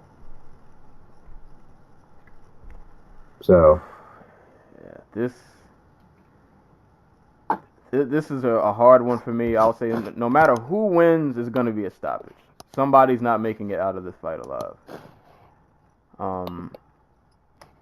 It's one of those things. It's just kind of like, Conor can't stop the takedown if it happens. I don't believe so. So like, can he keep the distance? Can he catch Khabib with that left and send him to the nether realm? Or can Khabib just grab a hold of him, and once he does, it's just a matter of time before it's over? It's a really interesting style clash. But if you put a gun to my head, I have to go with Khabib just because even if Khabib gets tagged, if he can find a way to just survive long enough to get a takedown, I think it's over. Like, if Khabib gets Conor down, Conor's not getting back up. all right. It's also worth noting Conor hasn't fought in like 2 years now. Yeah. A lot of unknown with him and all that he's had going on. And I'm pretty sure, like, for all of the... Now, I'm not, like, a huge Conor fan, I'll throw that out there. But for all of the wildness that he does, he does strike me as a guy who does probably obsess about his craft. So I don't believe... I mean, he probably has been out here wilding out a bit. But I think he knew that this fight was going to happen eventually. I mean, I'm pretty sure he knew once he threw the trolley through the bus that this was pretty much inevitable. Yeah, he knew this was going to come. So I don't doubt that he's been preparing for this. He knew this was coming. And like I said, as wild as he is outside of the octagon, I don't think for a second that he has not been preparing for this fight. But on the same token, we haven't seen him in 2 years. We don't know what he's gonna look like. He's never faced someone with such ferocious, just wrestling as Khabib, someone so dominant. Yeah, I gotta go with Khabib. I'm gonna say second round TKO finish for Khabib. Moving on. Tony Ferguson, Anthony Pettis. Fergs. Matter of fact, if this was Ferguson from before he, pulled out the fight in April with the injury, I would have picked him outright. But like, he's also a dude who gets hurt a lot, and like that's not the dude you want to be if you're fighting Pettis. You know what I mean? So right. Like I'm gonna go Fergs, but I'm not gonna be surprised if Pettis catches him and then like somehow gets the rear naked on him. I'm gonna go out on a limb and pick Pettis. I think Pettis is the only guy I think I had to go back and look at Ferguson's record because he's fought pretty much everybody. But I think Pettis is the only guy Ferguson has fought who kind of has this similar to thing where like they're just such opportunists that like Pettis just needs that split second moment and he can yank something up. And I have this feeling that somehow, and it's not gonna be an easy fight at all. I think Pettis is gonna take his licks. It's not gonna be pretty, but I just feel like somehow Pettis is gonna have that one moment where he just needs to pull the trigger, and he'll get that moment and he'll capitalize. But he'll take punishment before it happens. So I don't know if it'll be TKO or sub. I'm gonna say Pettis somehow gets a finish here and pulls, like, I guess, a quote unquote upset. OSP and Reyes. Because I threw such a fit when they made the fight. I'm gonna go OSP, which means Reyes is gonna win. So I'm going to Reyes because I've been championing him for way too long. so I can't turn back. I'm past the point of no return. Oh, did they ever get back to you? They did not. Should pick against them, but I'm not bitter. Well, he's out here doing the that Helwani show, so it's understandable. Yeah, he moved on. I didn't catch him. I should have caught him before the wave. Caught him too late. Should have got him while he was in LFA. But I got Reyes. I think it's gonna be his toughest fight though, man. OSP is he's a sneaky guy. He's a real crafty guy. But I think Reyes is gonna find a way to pull it out. Last fight I'll say prediction for Lewis and Volkov. Volkov. Yeah, I got Volkov too. Lewis has been last few fights have just been kind of. I hope his back is healed up though. Hope that's okay. But I don't haven't been keeping an eye on it, so I don't know how that situation is. But yeah, I got Volkov too, and I think Volkov will find himself in a title shot. Sometime next year. But yeah, UFC 229, man, lots of good fights on that card. I also got Michelle Waterson and Felice Herrig. It sucks Sean O'Malley's not gonna be on there. But definitely one of the biggest cards that'll be going down this year. Plenty to talk about, I'm pretty sure, after that card is over. So that'll be a fun podcast. But that's all we pretty much got for today. So we can go on to parting shots and shout outs. And I'm not going to lie, I spent this entire podcast trying to think of a shout out or a shot. And I don't have anything. Other than, I don't know, shout outs to all my gamers. Soul Calibur 6 beta's been pretty awesome. Takes 30 hours to get into a match, but when you do get into one, pretty great. So that's been fun. Continued shout outs to Spider-Man for being my favorite game that I've played this year. Been still playing that pretty much nonstop. And shout outs to the NBA. Preseason's underway. Some of these rookies been out here showing out. Rookies and second year players. Saw Dennis Smith go airborne on somebody. Luka Doncic is out here doing handling business. Kawhi Leonard's in a Raptors jersey now, and I don't know how I feel about that as a lifelong Spurs fan. I mean, he could have ended up on the Knicks, bro. Yeah, I mean, I don't want to root for him, but I like Kawhi, but it's just weird. Like, it's just weird. But shout out to the NBA, man. Glad preseason's back. I'm really excited for this season. Basketball has really won me over back these last couple of years. Like, I normally don't even pay attention to preseason or regular season to be honest, but they've reeled me in these last couple of years, so I'm actually pretty invested. So shout out to the NBA. Hey, basketball is it's been really dope these last couple of years, and I think this season will be another. It is the best sport. They really know how to, like, what's the word I'm looking for? Like, evolve, I guess. Like, they know how to get with the times and, like, keep the sport relevant. They do rule changes, like, on the go, even though I still hate flopping in the NBA. But it's kind of accepted that's the thing now. But, like, I feel like they've done a good job of just moving their sport forward and not being like the NFL and just stuck in the 1800s, like the old man's club. Right. The NFL is just no fun league, bro. Yeah, like some of these roughing the passer penalties I've been seeing, shout out to the NBA, man. Keep moving forward. don't get stuck in the Stone Age, like some of these other sports. But yeah, I guess that's all I got for parting shots and shout outs. Shouts to the U.S. women's national team. They won the FIBA World Cup today. Hey. Yep. Fantastic run through the tournament. Nobody really even got close. I think they haven't lost since like 2006. So, you know, they're on a good run. And then shouts to I guess Hilda. It was just an animated show on Netflix that debuted like I want to say a week and a half ago. something like that. I said that because I follow the creator of the comic on Twitter, and he's been stoked about it. I've been following for a minute now, so I'm happy for him. I'm happy for it. It's a great show from the looks of it. It's a great comic. We have it at the library. I actually have a copy in my room right now. I'm probably about to go read it. So,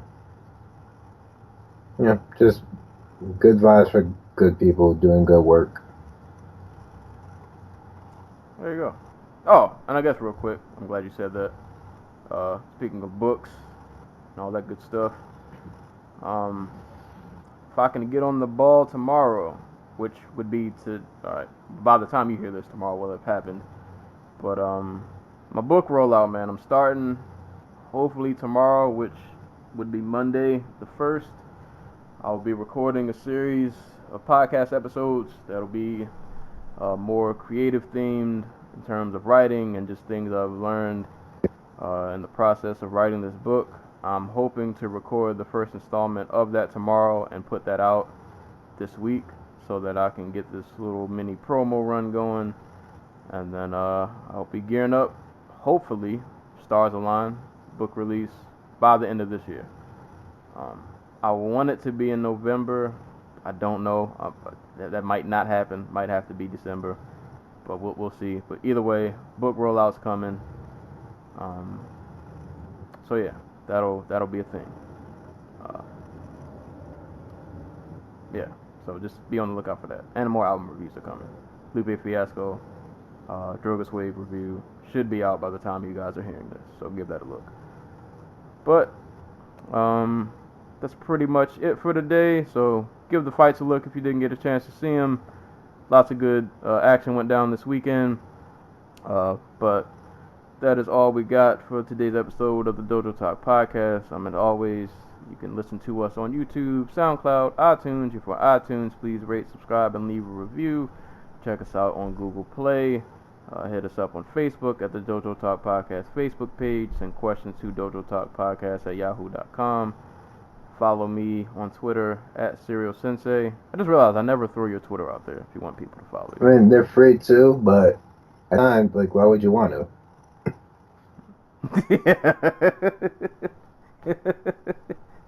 All right. GC Zeus, I think, was my at handle. So if y'all want to follow me, go ahead, be my guest.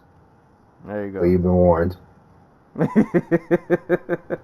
So you can give us follows on social media and all that good stuff. We appreciate the listens. Make sure to share with a friend, share with a fight fan. That's all we got for today. As always, anytime people are being punched and or kicked in the face, we will be there to talk about it. And until next time, we will catch you guys later.